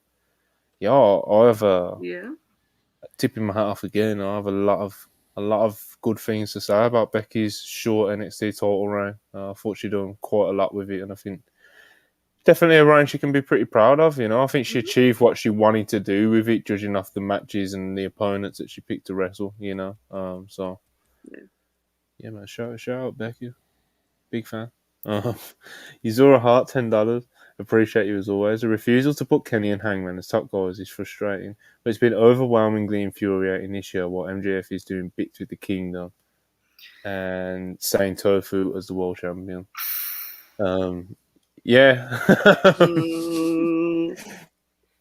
Yeah, I've said it ever since he came back from injury, even when it was obvious that they were going to win the trios titles and do some stuff with them for a bit and try and build those titles up. As soon as Kenny came back, and I know he just dropped the belt when, like, as he left, he dropped the belt. But I was just like, people love Kenny, bro. Like, Kenny's like he is like the single star that's like the most like iconically synonymous with AEW, if that makes sense, you know. Yeah. And people just want to see him wrestle and be the guy, be the cleaner, be, you know, people want to see that side of Kenny Omega. They want that. So I've wanted to see him have like an ace babyface running AEW, like ever since he came back, basically. Because we saw the heel run with him with the world title, and that was great, you know. But I'd like to see him kind of have the world title and also kind of like get his flowers whilst on the run, you know. I think there's a lot of money in that, so I don't think he wins on Saturday, but you know, it'd be nice, you know. It'd be nice. I'd fuck with it, but obviously they've planted a lot of seeds with MJF, you know, for him to just lose on Saturday. So it'd be quite funny if he did, to be honest. Yeah, so here's all these feuds finally, but you're losing now, so. Yeah, and is Max gonna have that belt on Saturday? Because yeah,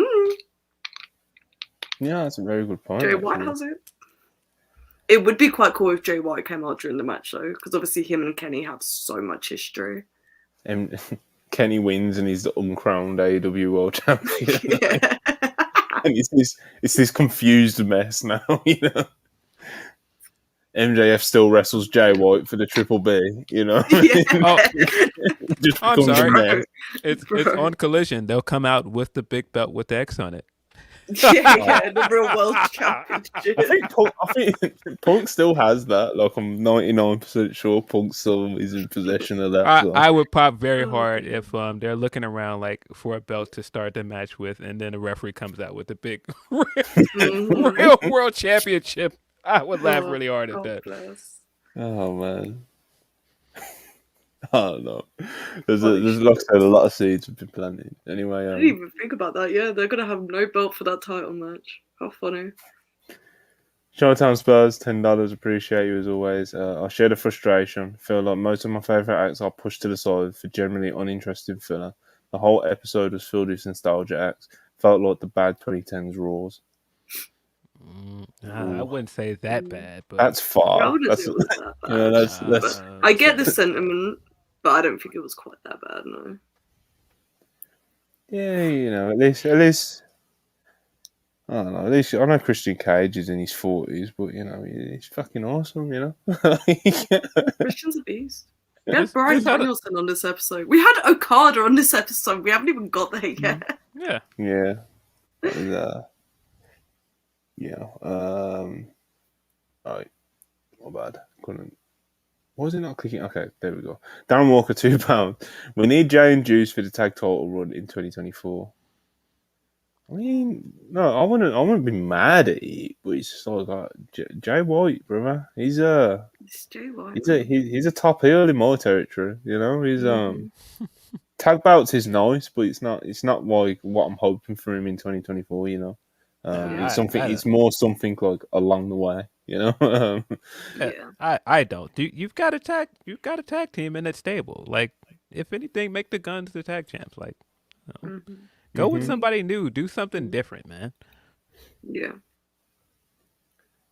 Princess Diana, $5. Appreciated as always. Lyra and Becky were bloody brilliant. We should give back the 6 countries. We should give back the 6th country of Ulster in honour of such a performance. My ex would never useless slug. That's layered, but yeah, Lyra and Becky was a good time, man. I haven't seen it, but I've heard good things. Right, Becky put Lyra over huge, like huge. Yeah, you could tell, like you could tell that it meant a lot to her to put Laura over as big as possible. Like, just kicked out of the manhandle slam, and then obviously she pinned her clean as a whistle, bro. Like, there was no nothing to the finish. So, shout out Laura, man. I think she's very, very, very solid. Not mad at her being the head of the division for the foreseeable. So, speaking of women's divisions, Shida, successful AEW women's title defense versus Ruby Soho, a match that has received quite a lot of criticism on the old Twitter app and online in general. It's not very flattering scores on Cage Match, etc. either. So, not the greatest outing for these two. It just seemed like they were really out of sync. They were just kind of out of sync on this one. It wasn't a great outing for either, to be honest, in my opinion. But Shida got the win. Successful defense. That's how the history books will see it. Not the most memorable match, though, was it, Phil? No, it was not. I was confused because they had a much better match on Rampage in the main event. I thought that match was really good, and this match was not that at all. I thought all of the shenanigan spots just did not work. Like Ruby coming in with the spray can and like trying to roll around the ground like she got sprayed, and then the ref comes back with the spray paint, and then the belt gets sprayed and she's shielding her face with it. All of that stuff just did not work. It wasn't a horrible match, but these two can do better. We've seen them do better. So didn't really kill me. I thought the highlight of this entire thing, as I said earlier, Toni coming out afterwards and completely overreacting to possibly getting the match at Full Gear, and the cutbacks to Shida just being like, "What do you want about?" Like all of that was very, very funny. We're also seemingly getting a Halloween match on Saturday because they announced the Fatal 4-Way match for the #1 contendership for Rampage, which Abaddon is in, which makes me think that Abaddon is winning that match, and we are getting a Halloween themed match on Saturday. They didn't do one with Abaddon last year, did they? I don't think. I think this will be a first TV appearance in like 2 years. I don't think they did. I don't think they did. No. I don't think they did it last year. I thought it was over with, but Hey, it's Halloween, I can. Yeah. I mean, it's a callback to Shida and Abaddon's other Halloween match last time Shida was champion. I mean, we don't need to get on my opinion on that match either, but anyway. Shida versus Ruby, Charlie. What did you? Well, where did it all go wrong? They did not have a good night last night, did they? I don't know. They were both just kind of out of sync, and like it was overbooked. Like Phil said, I don't know. It just kind of sucked. I didn't enjoy it. I enjoyed Toni coming out after though, so I guess it was worth being on TV for that. I don't know. It was unfortunate, I've seen people on Twitter try and like put blame on one person or the other, and I think it was more so just kind of just out of sync. I don't think either woman looked particularly great, to be honest. So, oh yeah, I'm wrong. Chad is correct. It was not Abaddon versus Shida. It was Abaddon versus Britt on Halloween. Sorry. Oh God. I just Abaddon, I mean, those of you who know my taste in wrestling can imagine what I think of Abaddon. So, like, Oh yes. I hear. Oh, I will say though, with Abaddon, one thing you always hear is that she works hard. Like from people that like see her training and stuff like that. So God bless, and I guess Halloween, one spot a year. I can't fucking get too fucking worked up about it. So. Yeah, I like Abaddon. I think it's great that I didn't know she was injured, so it's good that she's doing well again and she's well enough to wrestle again. Puro Kid that said the Abaddon Shida match was 2020. So, okay. Yeah. So the last match was Brendan. 2020 was the Shida match. Did they do anything for Halloween last year? Somewhat chat. Anyone know what happened 2022 October time? Did they do anything for Halloween? Because I know what they did the year before, like the Bucks, they had the Elite do the Ghostbusters stuff, and Hangman was the diamond. That was all great. But I don't remember anything for last year. I don't know. I can't remember if they did. But yeah, next up. Crap. Oh, that explains it. Well. Yeah, whatever. Don't need to dive into that one. Anyway, next up was probably, obviously the main event was the main event was great, and there was a lot of novelty to it, and there was a lot of stuff like that. But I guess outside of that, this may have been my highlight of the show. Up next was Samoa Joe confronts MJF, and he just lays it out there. He just lays it out there for him. He says, "Yo, you need some friends. You got yourself in a lot of shit at the moment." He's like, "I can be that friend. I can protect you. I can be, I can be that friend that you need right now. He's going to cost you, MJF did not think twice, bro. MJF was like, "Yeah, Samoa Joe, let's get this going." I really like this. Samoa Joe he just has that what the kids say, aura a lot now. I always say presence. He's just a fucking man, bro. I love Samoa Joe, even if it's 30 seconds of a show, it's just always gets his point across well, sounds great, looks great, he's great, just has that vibe to him. And maybe we get a Samoa Joe MJF tag, could get some cool stuff out of this. I am quite looking forward to seeing MJF get into like a situation and Joe just coming out and just mowing everyone over, I like this. Did you like this, Phil? I did. At one point when he did the segment where he's sitting there with the cigar, and I was like, could they do that? I am a full believer now. I believe that Samoa Joe will be our next AEW World Champion. I'm calling it now. I think he's going to be the one to beat Max. I don't know when it's going to happen, but I'm a believer now. I think it's happening.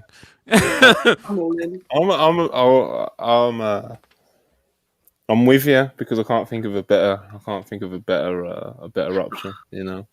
I think Kenny is the better option, but based off of how these two guys are being booked he's right out now, the window. I think it's Joe. I've wrote Kenny out as an option because I think he's clearly not winning on Saturday. And, he's not winning. So, I get why they're doing the match, but on Saturday because he's defending his reign. But it's like, wow, you're really not winning, are you, Kenny? But yeah, Samoa Joe, world champion. I'd love to see it. The pay-per-view's in New York again. It sure is. How long have we been wanting to see Samoa Joe win a world title on the big stage? I still to this day say that Joe should have beat Brock at Great Ball of Fire. Oh yeah, never get over that. Yeah. He should have beat Joe. He should have beat Brock. I don't know why they didn't just do it, but I would be mad at it. I would be mad at Joe as world champion, man. Oh, I'd be over the moon, bro. I'd be like. Be magic. I'd bring the magic back for me, Yep.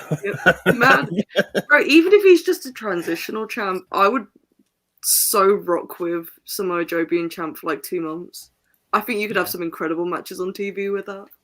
And then he drops it to Eddie Kingston, He drops it to Eddie, bro. Bad. Oh, and all my AEW fantasy booking starts to come together, It's good shit. It's good shit. But yeah, shout out to Mojo. Hopefully we get some cool and fun and hilarious interactions between MJF and Samoa Joe. And when I say hilarious, I don't mean his bro chat show, friendship, comedy bits. I mean Samoa Joe killing people, So I would be mad at a few short reigns for a while. We don't need all these long reigns. Yeah. I wouldn't mind some kind of story I think Orange Cassidy will be champion at some point. And you don't need a long reign for Orange Cassidy. You just had a long reign with the international title, a short 2 or 3 month reign with Orange Cassidy could be really cool. Yeah, or even at some point in 2024 as well, you could do Darby, after he retires Sting, I still think that's the move, they have like a respectful bout, you know. Like I don't think Darby's gonna like turn into a massive piece of shit on him or anything like that. Like, I think it'll be like some like, you know, like I think beautiful, you know, like the beautiful ending, you know, like so. Yeah, man. I think obviously Darby will have a lot of momentum coming out of that. I think so, and obviously I think Darby's not very far off being in a place where he could hold that belt anyway because it's fucking Darby, bro. Even though I think over the past year or so his booking hasn't been amazing, but he's Darby, you know, so you can always heat him up. Darren Walker at £5. Appreciate you as always. You can save the women's division. Maybe wait to 2024 when January returns, or if sign Diana and the odd appearances of Mercedes.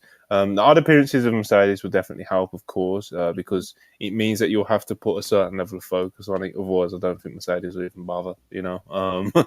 So that'll bring extra spotlight to the division. Honestly, I was thinking about this last night when I can't even remember what even prompted me to think. It's probably a tweet or some shit, bro. But I actually think that like you could get a lot of good faith around like Willow winning the world title right now. I think that could be something to get people interested again because people just really like Willow, bro, and people just really take to her. And I'm not saying people don't like Shida, but it's just kind of a different thing with like how infectious Willow is. She walks into an arena and the crowd just starts getting going, you know. They clap along to the theme. She just has this energy about her, and people just like she's just such a great baby face, you know. So I honestly think that if they could pull the trigger on Willow. And then if you do that, you can kind of weave in some Athena stuff as well. And I think that's where they need to start, really, instead of trying to like. Sometimes it feels like they try and get started with the women's division and they don't really know what they want it to be. Like I think they should like have some faith in trying to, you know, lean more into like the workers, you know, rather than doing like segments and having like the stars and the character work and stuff like that. And you know, instead of it being like the Britt Baker Outcast division, which we have kind of stepped out of recently, I guess, but and make it more of like Yoshidas, Willows, Athenas, you know, like do like the slow, gradual build of the division like that because I think they're way past the point now where it's going to be an overnight thing. So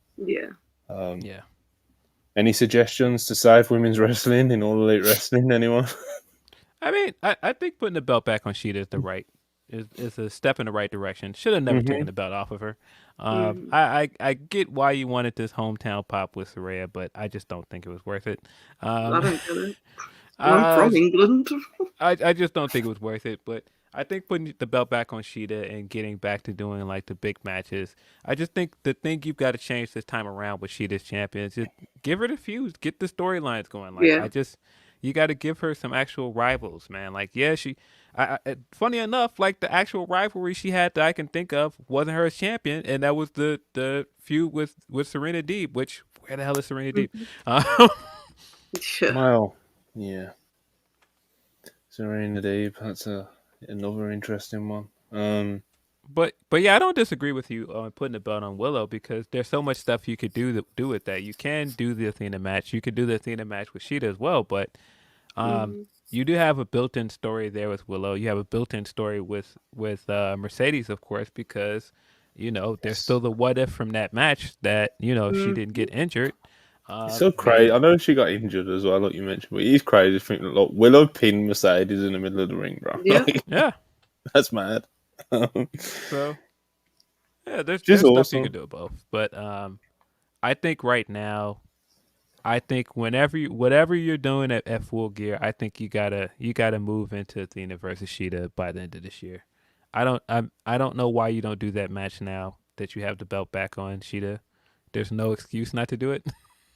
I would like Athena to be on Dynamite or Collision. I'll take a Rampage match. I would just like Athena to be on TV, to be honest. Yeah, I think it's gone past the point of like no excuse. It's ridiculous. She's the only. Every other Ring of Honor champion's on TV. Yeah. Yeah. And I get it. And have had title changes on Dynamite and Rampage and Collision. Yeah. And Athena's The only time Athena was Athena's the best advertised, one. she was advertised for a match, and then they had to get changed around because of injury or whatever during the fucking Owen Hart tournament. And then that match ended up happening on the Forbidden Door pre-show. It wasn't even on the main show, even though the other Owen Hart tournament match was on the main show. But that's a whole different issue. So yeah, let's get Athena on TV, please. Thank you. I've been talking about this for what, 8 months now. We all have. Yeah, I've just I don't so much just came over me like the past 10 seconds listening to you speak about it. Like, I'm sick of saying it, you know. Let's give Athena on TV. No, it's bullshit, bro. It is bullshit. It's straight up bullshit that Athena is not getting booked for like Dynamite matches.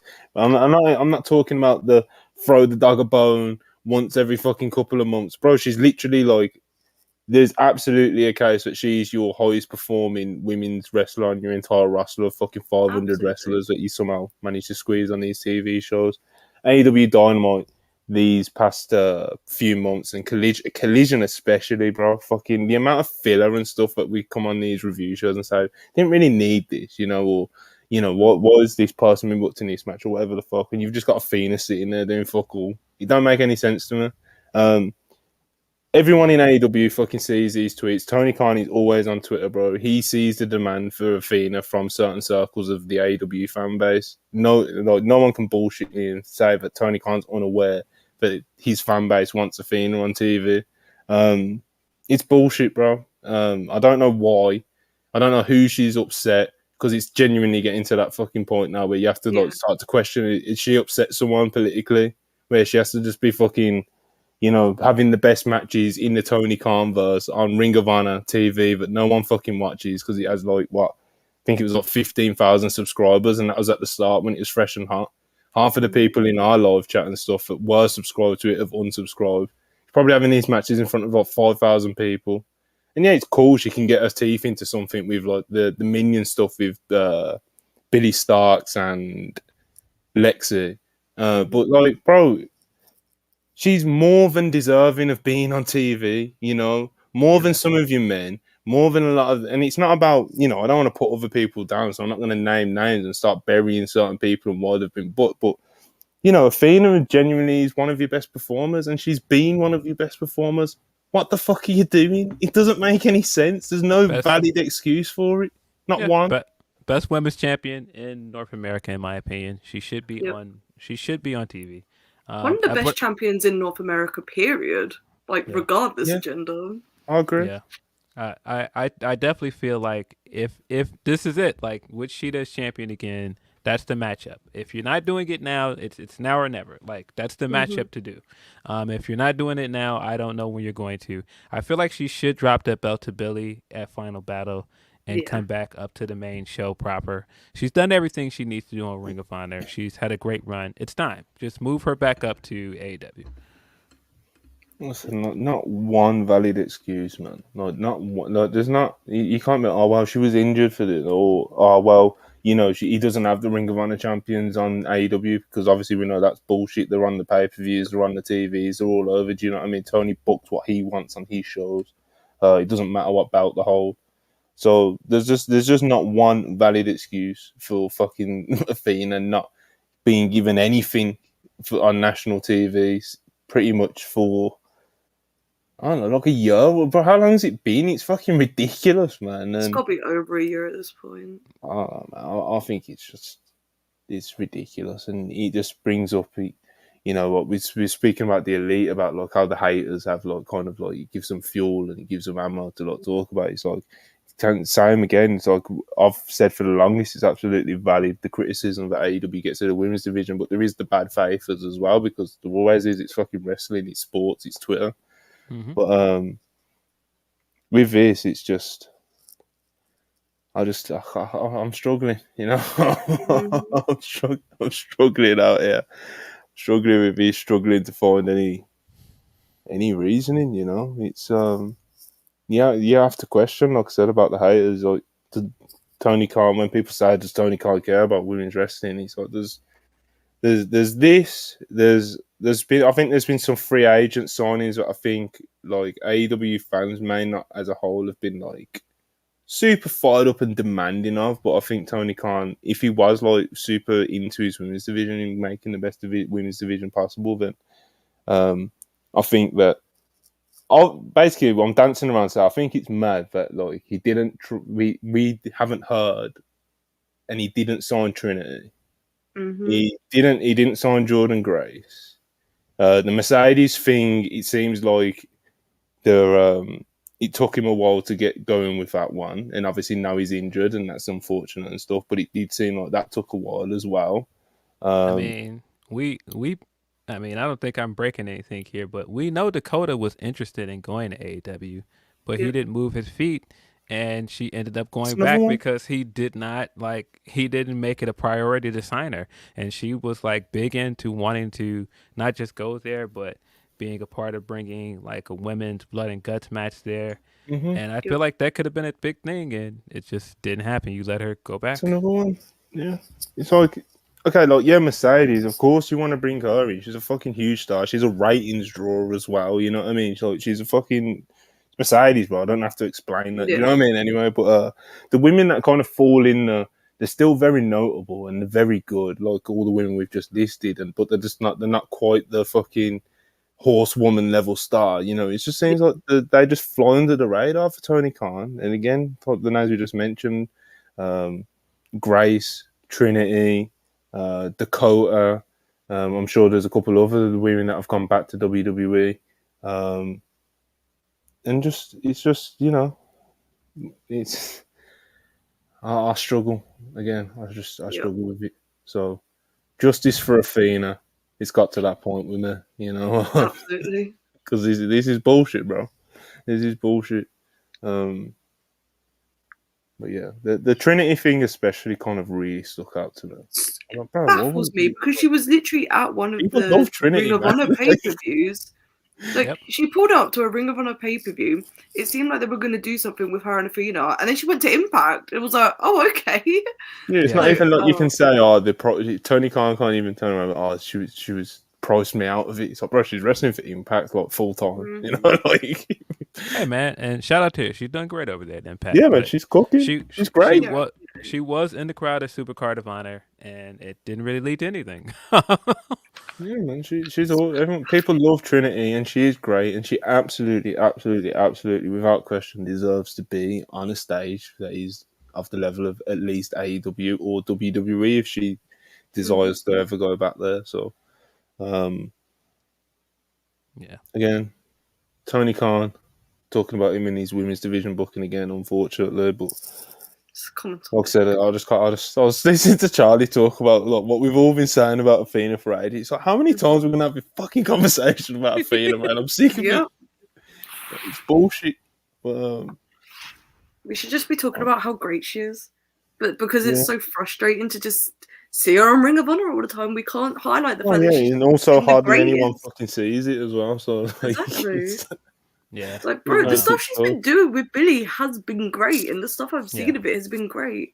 But I'm not gonna pay like $10 a month just for that when the rest of Ring of Honor ain't that great, and the champions aren't even on it on a weekly basis. So. Yeah, and it's part of a fucking 2.5 hour show with fucking 16 matches on it, and it's just like, bro. And I can wait 24 hours and see it all on Twitter. So. Anyway, definitely. Please. I'm dying here. How did we end up on Athena coming out of MJF Samoa Joe angle? Maybe it was a super chat or something, I don't know, but I got my shit off. But yeah, definitely swinging into more positive territory. The main event, Orange Cassidy and Kazuchika Okada versus Bryan Danielson and Claudio Castagnoli. And this delivered, man. He had the novelty. Because Okada got a huge pop because of course, and this was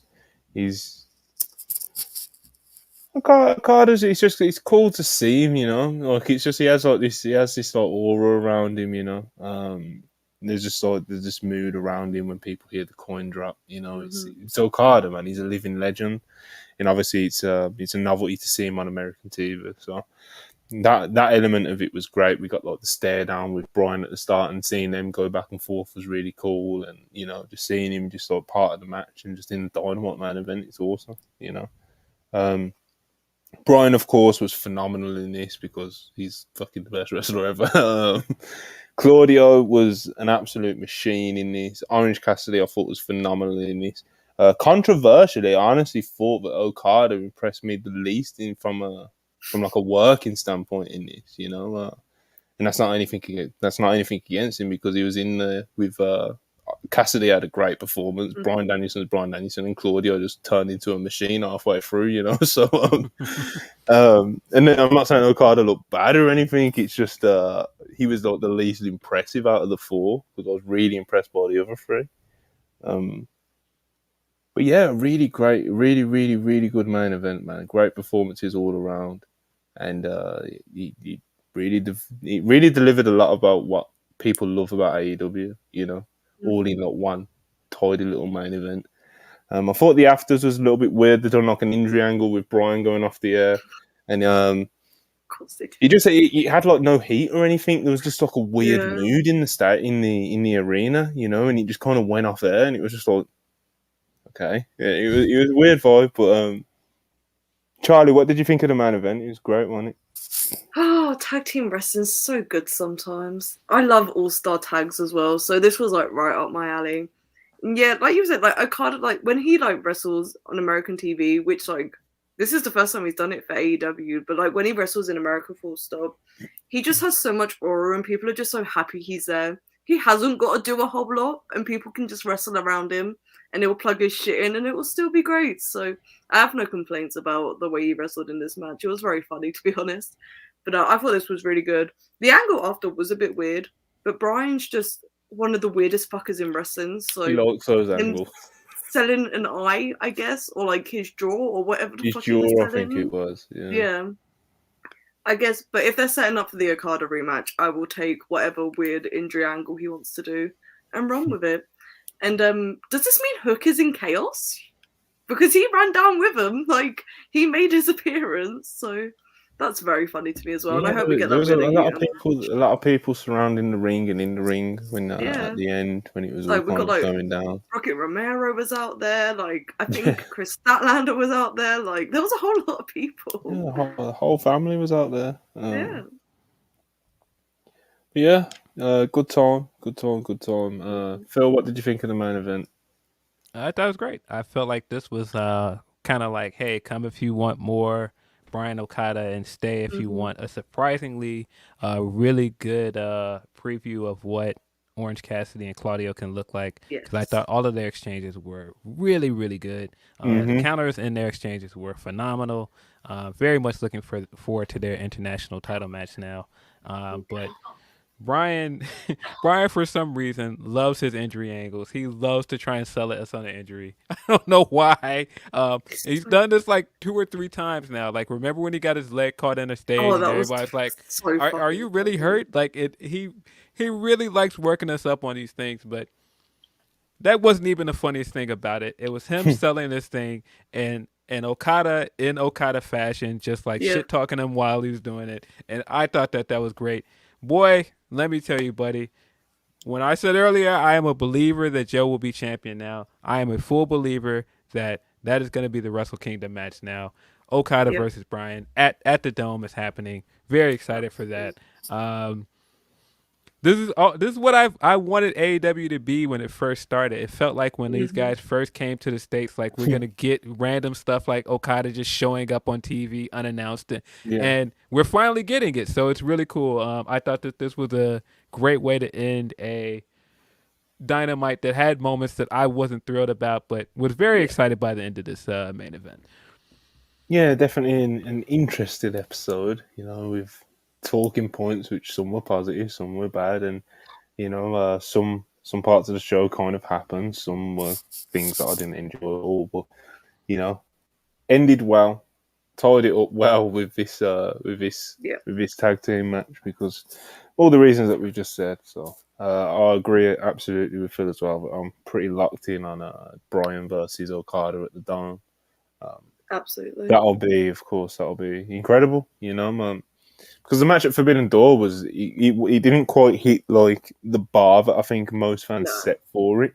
But at the same time, like they still had a really good match out there, and Brian had like half his arm.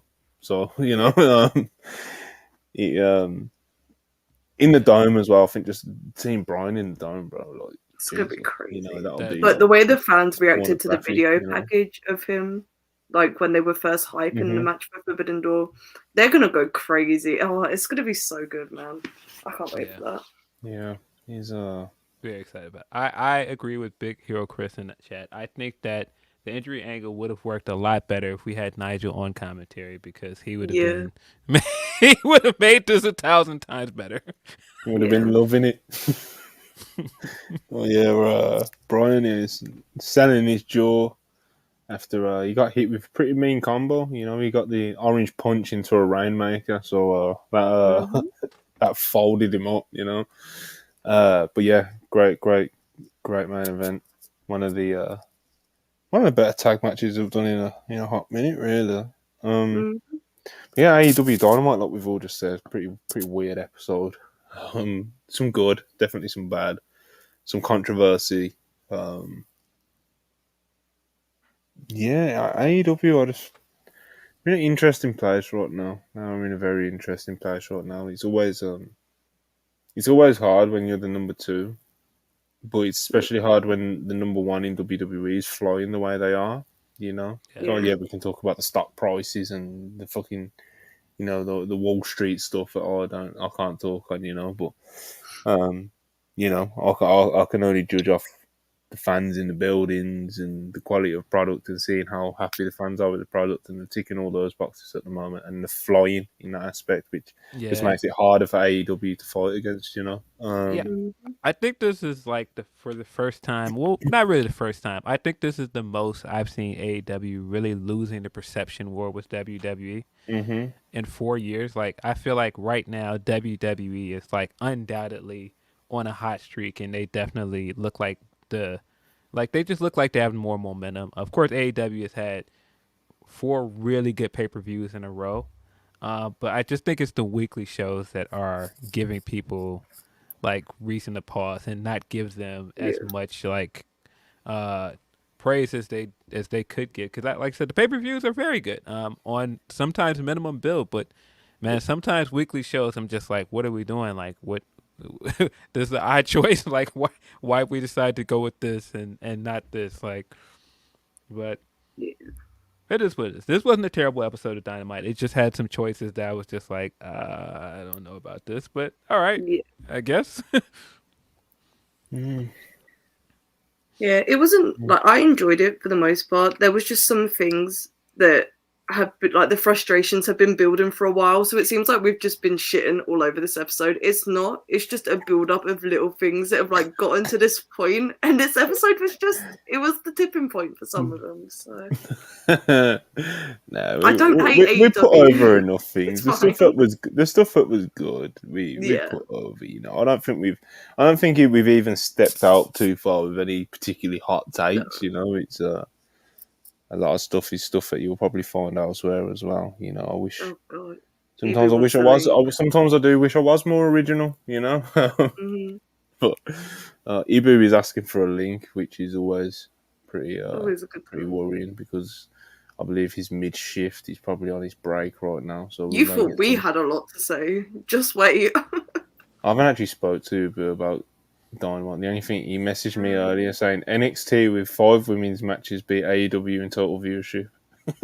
Sorry.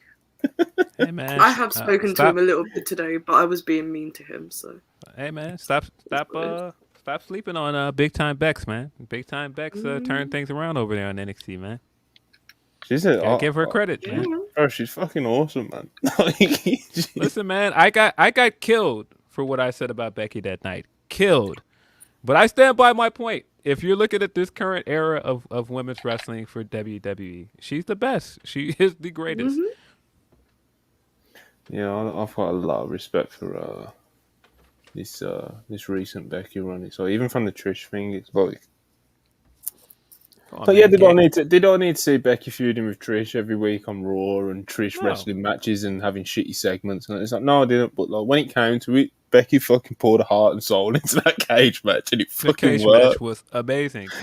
Got a great match out of Lita in Saudi Arabia. Like, nah, man, give Becky her flowers. That cage match. It's so good. You should watch it. I feel like it's probably the best match from that card. That was Payback, right? Mm-hmm. Yeah. When did Payback happen? That was 3 months ago. Yeah, I was about to say that was September, right? Oh, that would be why. Okay, yeah, that makes sense why I haven't seen it. But I'll catch it eventually. NXT, you know, people with AEW has always been the case, which I think has been something that I don't know. I think at the start, in like the first year and a half or so, like people were just tuning into Dynamite to tune into Dynamite, you know. Whereas like, I think now it's very like draw reliant. Like people tune in for a match, people tune in to see this certain segment, people tune in to see XYZ. Whereas like NXT, they've really built like an audience where it's like we're watching NXT on Tuesday nights, you know. Yeah. So it doesn't matter if they put 5 women's matches on it and it's got like women that aren't particularly draws or green or whatever the fuck, you know. It's like people are tuning into NXT anyway because there's ongoing storylines and threads. Like, you know, you're going to see Mello, you know, you're going to see Bron Breakker, you know, you're going to see Ilya, you know, you're going to see, you know, these people. So we have been joined by Ibu of WrestlePurists Backup Hangman mid-shift. How you doing, brother? What's going on? How's my sound? Can you guys hear me? I mean, we can hear you. We can hear you and everything else. Oh boy. No, I got new headphones. I remember the last ones I had, nobody could hear me say shit. So I would talk to y'all on speakerphone. But yeah, man. Kicking it. How's everybody doing? Yeah, man, we're good. We've just been talking about Dynamite. There was, of course, there was a couple rants midway, you know, but we've done our talking about Dynamite. We're going to talk about Mr. Phil Brooks very shortly, so you might just be just in time. But after that, have you got any shit you want to get off about Dynamite? I know you joined Rest Things earlier. I did. Spot, so I know you've done a review earlier, but anything you want to get off your chest? Anything pressing? Not really. You know what I'll say though? The 30 minutes of max at the start of the show, right?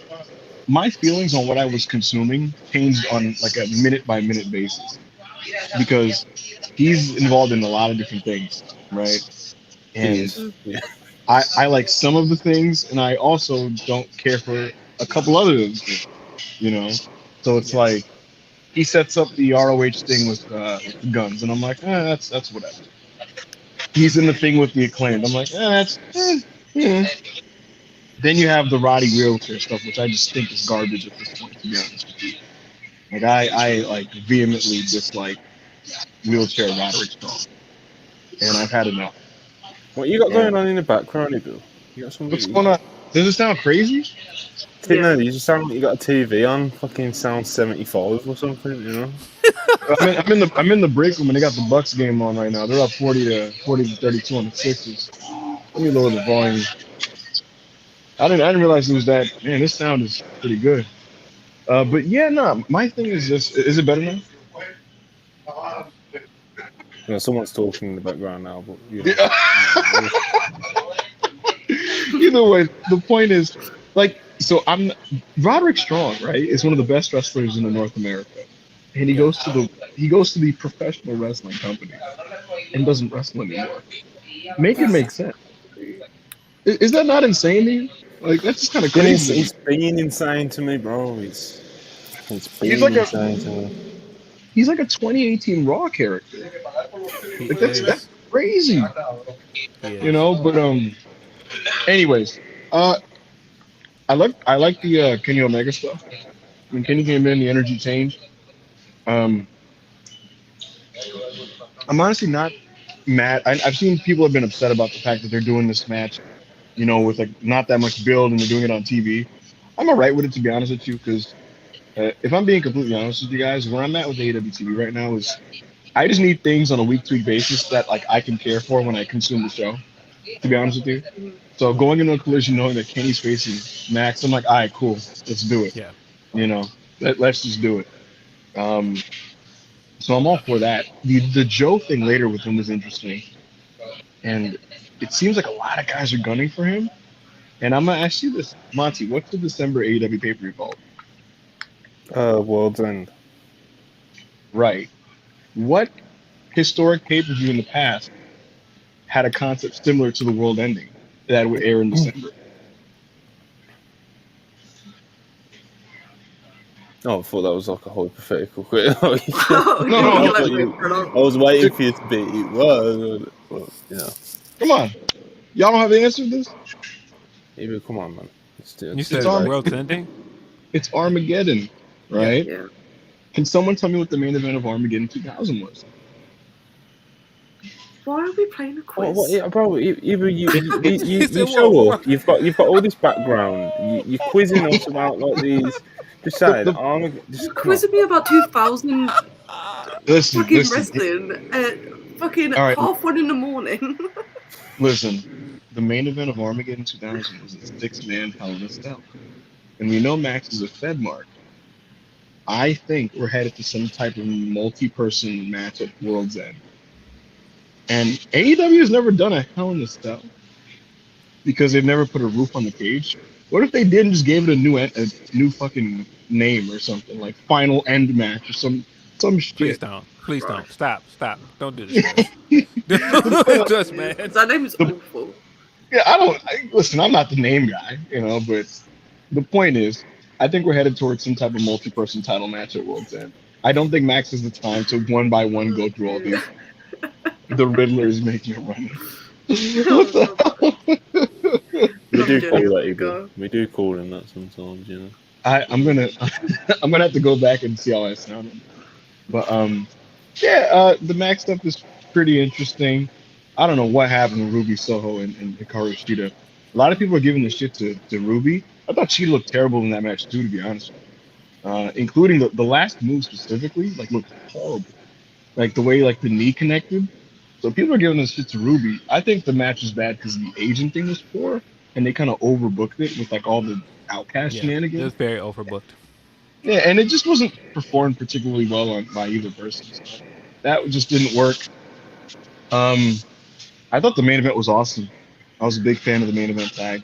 And this is going to sound like the most hipster fucking shit of all time, but I got more into the Okada Danielson stuff in this match than I did at their Forbidden Door match.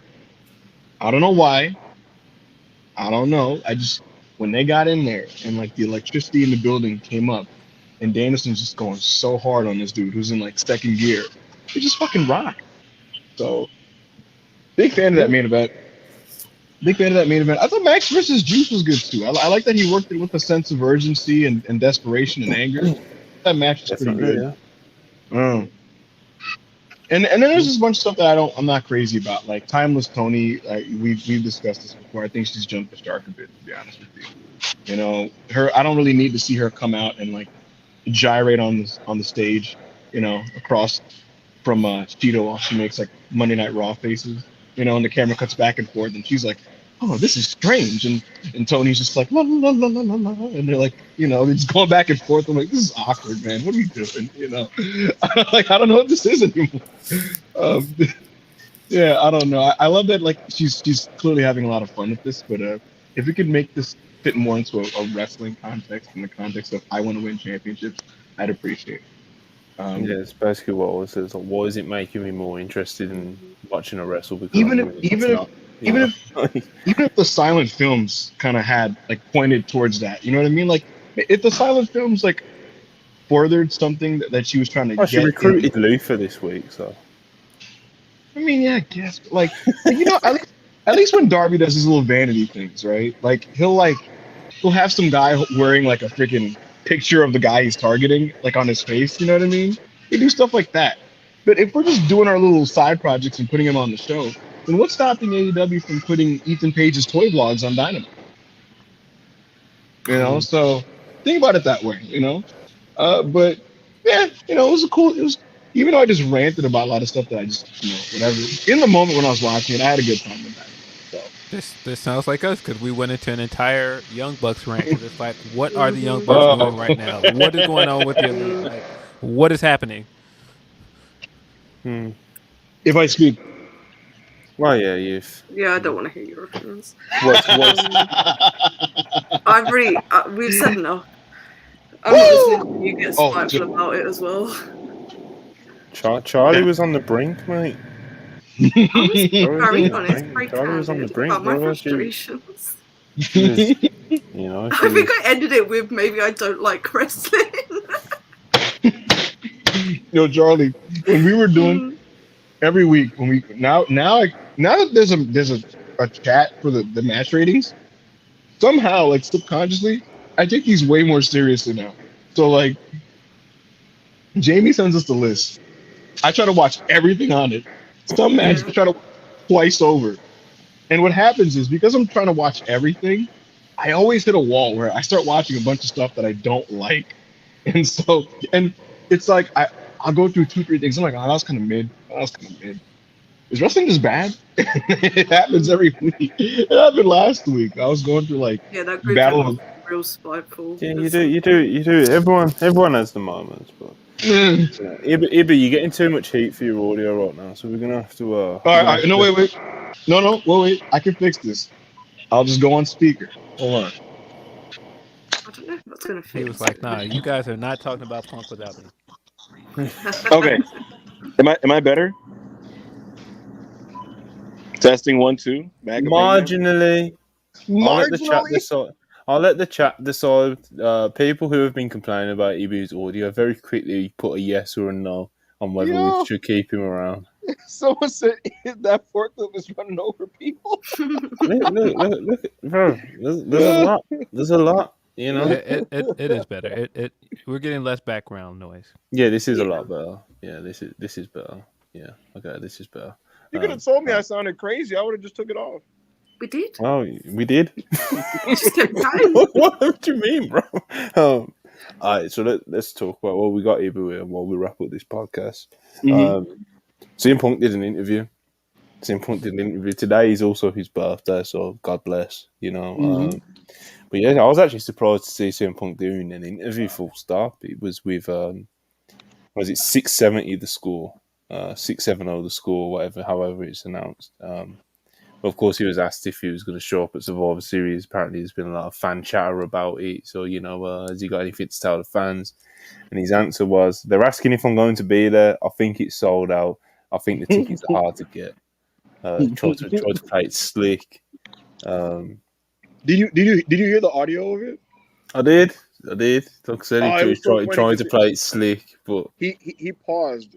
He paused for like 10 seconds, and then made that answer. And you could hear, I'm good at this. You could hear him smirking as he's like, Survivor Series? Oh yeah, I mean that's like sold out, right? That's like, isn't that like sold out?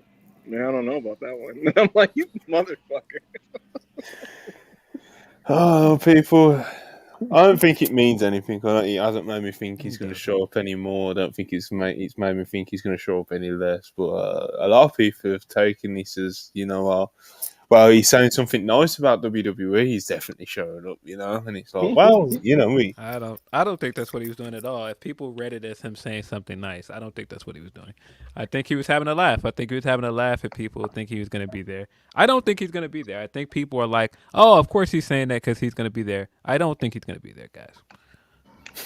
Did you guys catch him saying that? Because they were like, are you going to go to WWE? And he was like, sorry, fuck. I'm choking on my stir fry. Oh, anyway, when he was saying Larry's injured? He said Larry tore his dog ACL. And that as a father, he should be caring for Larry right now. Dogs don't have ACL. Oh, well. Yes, so Twitter did investigating, and they're like, dogs don't have ACLs. He's so unserious. What a funny guy. Yeah, he was popping himself, you know. At this point with CM Punk, if he shows up somewhere, he shows up. If he doesn't, cool, fine, whatever. I just don't care anymore. Have fun, man. Charlie, you know he was kicking it with Osprey at the Impact tapings? God bless. Love that for both of them. Why should I care? Hey man. He supposedly likes being backstage at Impact. He was playing Uno last time he was there. You know?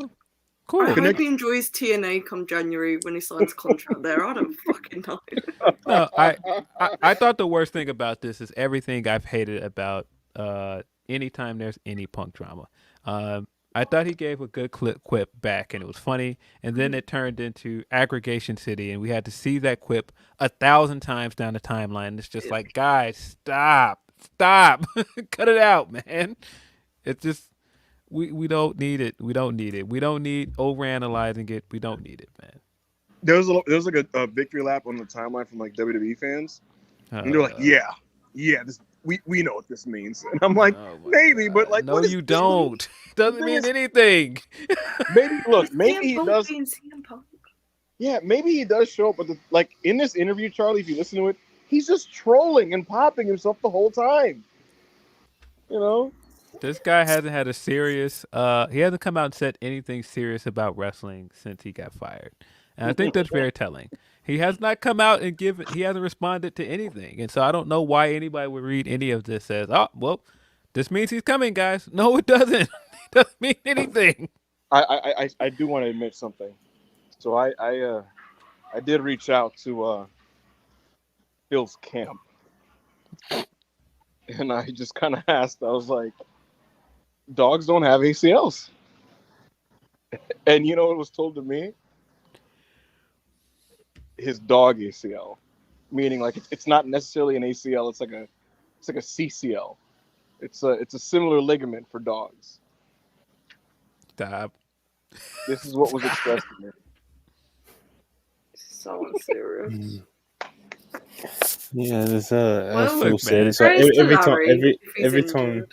every time there's like a CM Punk interview, Instagram post story, you know, like people are just that's just wrestling fans are going to be wrestling fans are going to overanalyze it. They're going to look for clues. They're going to look for hints.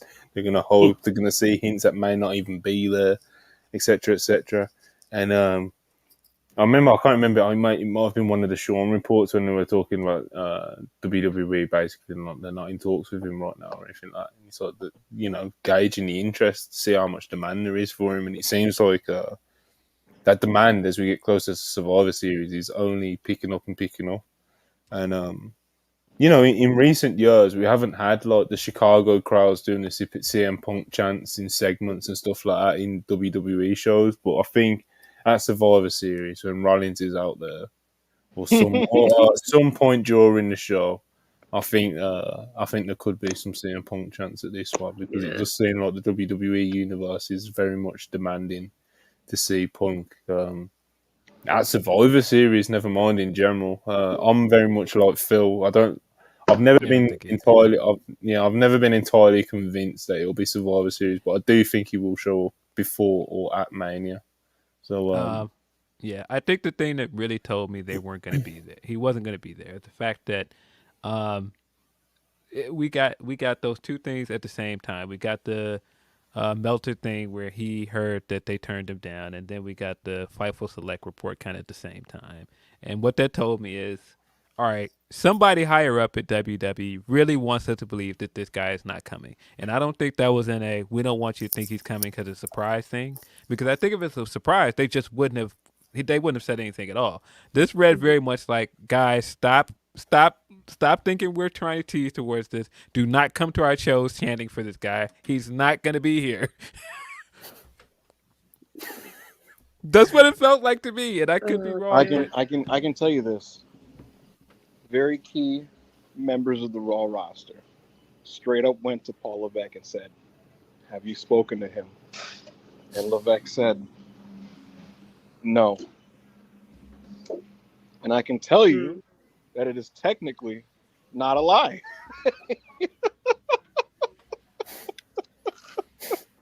Technically speaking. It's very important to think about the wording. It's very important to think about the wording when you're asking important questions, you know? Yeah, I mean, I do think there's a very good chance that he's going back to WWE. I just don't think it's going to be a Survivor Series. Yeah, it's fair. Now, would I be mad if it was a Survivor Series? Of course not. I think it'll be the Rumble. That'd be very funny. I think it'll be the Rumble. I think it'll be the Rumble and the 11 match at Mania. You know, Think that's where the Rollins match is happening? Wish you could work like Steen, you know. so, but we can't. No, that's something I was thinking. I've been thinking about this a few times. Like with Punk, you know, like in recent weeks, there's been a lot of like face to faces that we've all popped for. Whether that's like Jade and Charlotte and Becky, whether that's Kenny and MJF from last night, whether that was Rock and Cena, whether that was Roman and Cody. Like, there's been quite a few of them in recent weeks, and I was thinking like, there's a few of them we've seen Punk, bro. Like you got Punk and Roman, you've got Punk and the Brock Heyman verse, you've got Punk and Steen Owens, you got Punk and Seth, you've got all these different people that like. I know if I came face to face on WWE television, the timeline would be full of the face to face, you know. Punk and Cody would be really fucking Punk funny. and Cody, you know. I would WWE hate Universe everything about it, but it would be really funny. It'd be very real, Charlie. Very, very real. I can't do Cody at the best Get him time. in a Put him I think against Punk, Cody and Punk in a cage, you know. No, bro. Oh, that is not for Come me. on, This man. is why I don't Cody. watch WWE. Come on, man. Cody is cut his comedy. version of the pipe bomb when he left AEW. Come on, man. Cody's counter promo to Phil would be so verbose, you know. Bro, he said in that promo before he left AEW, I did everything that Punk claimed he wanted to do. Yeah, it's very funny. You know, if CM Punk was real, he'd just go to New Japan for a bit. I think that would be pretty cool. It'd be very funny. Just go to Japan for a bit. He's got to go to WWE, unfortunately. Go wrestle Finlay. I'll really piss people off. Oh my god, Charlie, no, you know what's funny? No, I would What? burn the internet down if he ended up wrestling Finlay. Wait, if he what? I think it'd be comedy. We went there and wrestled Finlay. Oh my god, no. Oh no, I'll tell you this. He genuinely considered doing a G1 this last summer. Oh, no, I don't need that. He just thought That about is a it, big you know? extreme. Yeah, he just thought about it. You know? It's Throw an dangerous. idea out there or something. But yeah, CM Punk, of course, he's in the news again, which means there's more speculation, which means there's more guesses of where he or when he'll show up. You know, You know what I will say? He knows what he's doing when he like just posts on his story and stuff. You know what I mean? Of course he Like- does. Man, I don't think you're like uncovering anything here. like the previous 2 days, he's like, I'm working out. Eye emoji. I'm working out. It's like he could have just worked out and not posted anything. You know what I mean? But like, he knows people are gonna be like, oh, he's getting in shape. What for? Oh my god! I think he's doing a smart thing because let's say, for example, we live in a world where all the reports are completely true, and there's WWE are just kind of tempering like people's expectations, making sure that fans aren't hoping to see him at Survivor Series, and they're just kind of gauging to see how much demand there is. I think CM Punk, if that is the game that's being played right now by the two sides, I think that Punk is probably doing the right thing in kind of like not being like on his knees, but like he's dropping, like you said, like the little Instagram stories, even little comments in that interview earlier. It's like you're not really saying anything, but like the fans that really want to see you and your biggest fans, like you're giving them a bone, like you're giving them a little something to kind of like drum up speculation around and do all stuff. So I think he's actually playing it pretty smartly at the moment. You know what's my favorite reach that I've seen on the timeline? He posted it's a thing from a comic magazine, right? And it's from a magazine because this didn't happen in an actual book, but it was Dr. Doom. And Dr. Doom mentioned like Superman, Batman, and the Joker. And people were like, is Punk calling out Cody, Roman, and Seth? I was like, get the Oh my god! Don't stop it, man. Wrestling fans are so silly. I think the biggest reach I've seen so far was the one this past Monday with the Shinsuke promo. No, yeah.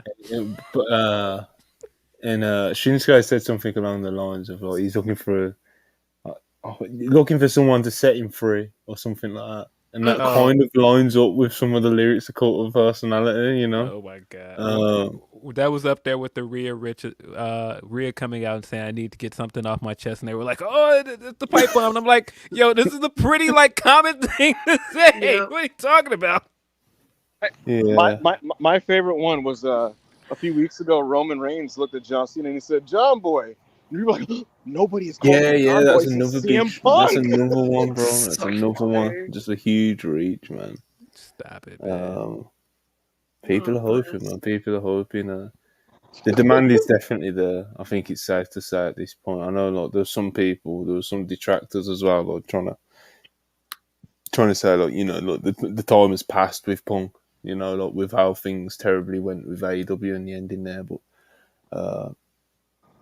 that's completely untrue of what I've seen over the past few weeks or so, because, like I said, the demand from the WWE universe just keeps ramping up, the speculating and the reaching of all the examples we just mentioned, and it's like, even just little things bro, like that tweet I did the other day when I was like, would Punk and Osprey be enough for you to watch TNA? Bro, about 80% of the people replying was like, bro, Punk alone is enough for me to watch TNA weekly in 2024. So, there's still a lot of power and a lot of cash in Mr. CM Punk, which doesn't surprise me at all, because I would give Punk TNA 4 weeks if it's bad. If it sucks, I give it 4 weeks. If it's kind of good, I give it 2 months. If it's beast, I stick around. So. I bet he probably. I don't. Obviously, I think that's close to impossible to happening, to be quite honest. But if he did end up in TNA, I do think he would do good shit there, because I just think he's got he's got himself into trouble, and he don't span across everything in life. But I think he's just got a brilliant wrestling mind. So, Mr. CM Punk. Anything else that you guys want to touch on before we get out of here? We need to wrap this up. I want to ask Charlie a question real quick. Hello. I'm saying big if here because it's probably not happening, but let's just say Will Osprey, a fucking meathead, was just 2-year contract with TNA. Are you upset at that, or how would you react to that? I actually think it wouldn't be the worst thing in the world, because he's still going to be able to work whoever he wants, because it's not like Impact have fucking, it's not like WWE, you can't, so I don't think it'd be the worst thing in the world, because of the way they do their tapings as well, it would suit his schedule really well. So I actually think TNA is a pretty viable option for Osprey, but no one's outbidding Tony Khan, so I don't think it will happen, but I actually don't think it'd be the worst thing in the world if he did sign with Impact, TNA, or whatever. I think it'd be pretty fun, to be honest. Do fucking 2 years there, yeah. Be cool as shit. Have a few matches with Alex Shelley. I'd like that. Be great. What if he did what Monty is quietly, deeply, and darkly hoping for, which is 5 years? You don't know what I'm hoping for. Yes, I do. You don't know me. 5 years, $3 million a year with World Wrestling Entertainment. I would respect him for making the best choice for his career and wish him good luck, because I would watch him maybe 6 times a year when he was on a pay-per-view. You would be on all of them. You would draft the most Charlie ass tweet about it too, where it's so neutral, you know what I mean? Did you not see my tweet when Punk got fired? That was that's the best example of it. I'm so good at these tweets. You are so good at that. When I see those, Charlie, I run to your burner. just. Yeah, the real tweets are on the bed, but or on the podcast. I get real spiteful on the podcast as well. But no, if Osprey wants to go do 300 days a year, I don't care. I'll watch him on pay-per-views. I ain't watching the weekly product, no matter how big a fan I am. I don't like WWE as a weekly product, so one signing ain't gonna change that. Monty, see, 2022 Charlie, her tweets during AEW women's matches were the best thing of all time. She'd be like, that was pretty fun, or that was a fun. Worked hard. They worked hard, Layla Hirsch worked hard. Oh, leave Layla Hirsch out of this, man. Listen, the way that I tweet, you have to remember, if I'm too candid in my tweets, I get people talking shit in my mentions for days. Yeah. So I just get my shit off on podcasts instead. Because what they're going to do, leave comments? I ain't yeah, going to read I've them. caught onto that, and I've gone too far. Like, so like on Montel WP, God, too like, far. I don't tweet. Like I don't really tweet on my personal account. So like all my opinions just come out on the podcast. So I should tweet more. You know, No, you try and shouldn't. build. I just tweet and mute. You want That's the thing. That's the thing. Is like, it's like not when, liking Jeff Jarrett? Go ahead. I do not. it's like I'm a lot better than Ibu at least at dealing with fucking just idiots in replies and stuff like that. You know, it's like people can say anything to me and I'll just go about. You set me up to get jumped on the weekend. Yeah, but that was a perfect example of it. I done a long tweet on the weekend on the main account. Probably should have done it on my personal account, to be fair. But I actually do remember that. You got so many replies and quote tweets, and like then Ibu. I come back to my phone, and first thing I see is Ibu replying to people, replying to me. I was like, bro, I've been making dinner, you know. I'm good, bro. I can tweet, put my phone down, and not get triggered by people's replies, even if they're calling me an idiot or whatever the fuck. I don't care, you know. It is a real problem though, because like I have to mute these tweets, and I can't even have like general like civil discussions with people because I can't read any of the replies because 90% of it is just some foul shit that wrestling fans have to say about women. So I just don't read replies to my tweets. So if you ever like reply to my tweets and I don't reply, I'm not being a dick. I just haven't seen it. I'm being a dick. And on that note, before we go down the long, dark rabbit hole... Before we talk about how women are treated in this space, let's not do that. I touched on that earlier. The very, very long, dark rabbit hole of wrestling Twitter and all that sort of stuff. So before we get down that, we should probably wrap it up. But yeah, AEW Dynamite, we spoke about Punk's latest interview. There wasn't really too much else. Cincinnati. No, Cleveland, Ohio is one of the front runners to host the 2024 Royal Rumble. That's fucking nasty. That is so nasty. Oh dear. So anything else news-wise that's came out? I don't think. There's just the interview. Then obviously there was, the ratings discourse. Dynamite got beat out by NXT in the viewership, but Dynamite won in the demo. Well, they weren't head-to-head, so there wasn't no winning or losing, but NXT had more viewership this week. I have an extremely minor scoop from the camp of Johnny Gargano.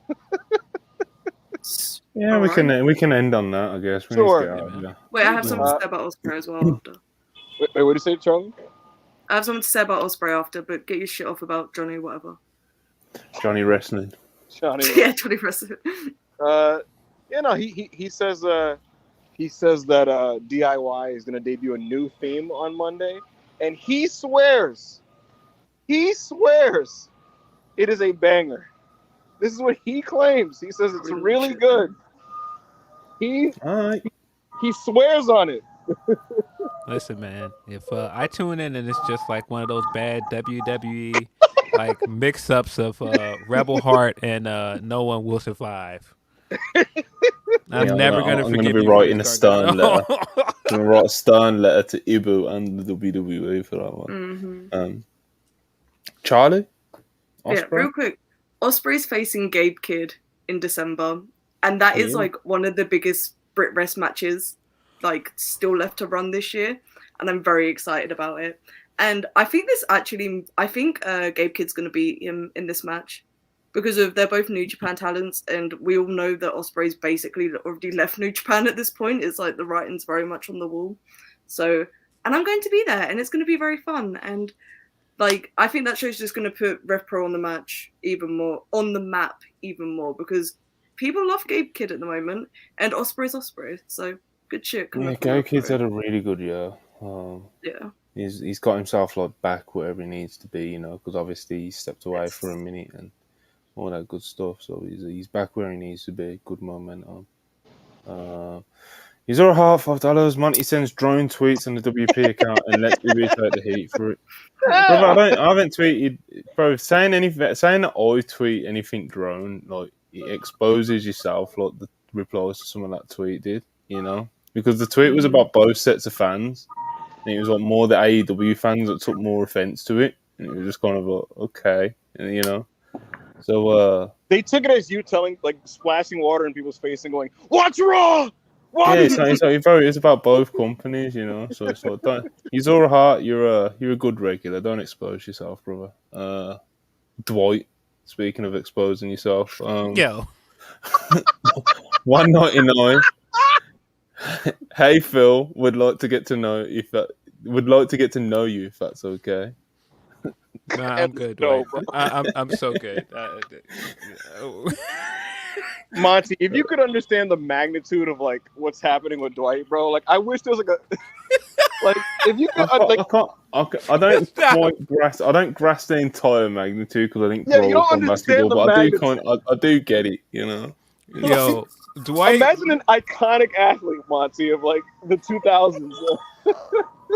I know. Yo, Dwight put this video out trying to explain himself today. That was some of the wildest things I've heard. Like him, like basically saying verbatim, like it's nobody's business where I put my wood. Like, yo, yo, wait a minute. What? Like, I don't think it's the issue is where you put it, Dwight. I just think whether it's consensual is the issue. But yeah, I feel you, bro. Monty, what makes it crazy is like there's been decades of memes of people making jokes about this, and it was all confirmed, and it was like, God damn, you know. It was funnier before it was true, like, you know. Yeah. Oh dear. Yeah, but I'm sure we'll figure it out. Ricky Starks, 199, not doing the voice, but Ibu Papu, you left your cardigan in my room again. Cardigan's crazy. I don't wear cardigans. But yeah, man. Yeah, that's it. We're actually wrapping this up now. Please like the video. Please subscribe if you haven't already. I appreciate all the super chats as always. You guys are great. We have a great live chat. Yeah, one last time as well. Like the video, people. We need you to like the video on the way out. Yeah, it only takes you 2 seconds if you're already logged in. If you're not logged into a YouTube account, you need a YouTube account, you know? Make a YouTube account so you can like and subscribe to WrestlePurists, you know? Absolutely. Help us out. It helps us. So, again, Phil, as always, it has been a pleasure. I appreciate it when you come on. Ibu, you need to mute yourself. You're sending me crazy. Yeah, as I was saying, Phil, appreciate you coming on. It's always great having you on as a guest. Yeah, you're still classed as a guest, you know. You're still classed as a special guest co-host, you know. We get you on every like fortnightly or however often it is. It's always great to have you. You fit in just great with us. So it's always awesome. Charlie, as usual, my regular Thursday co-host. We caught the team. Ibu, your audio, no camera. You know, you're just terrible professional. You know, but people like you for some reason. You know, so we have to put up with this shit. You know, I honestly should have tweeted the link out to pop a number, but I was like, nah, let me not, you know, let me just keep it chill today. You know what I mean? It sounds like he's running through Times Square or some shit. Anyway, guys, that's us. Thanks for watching. One last time, please like, subscribe. Thanks again for the super chats, and we'll be back on, I don't know, just keep a look on the Twitter page, possibly tomorrow, possibly Saturday for Collision, possibly Sunday for Face Off. We'll figure it out and we'll update you on the Twitter page. Peace.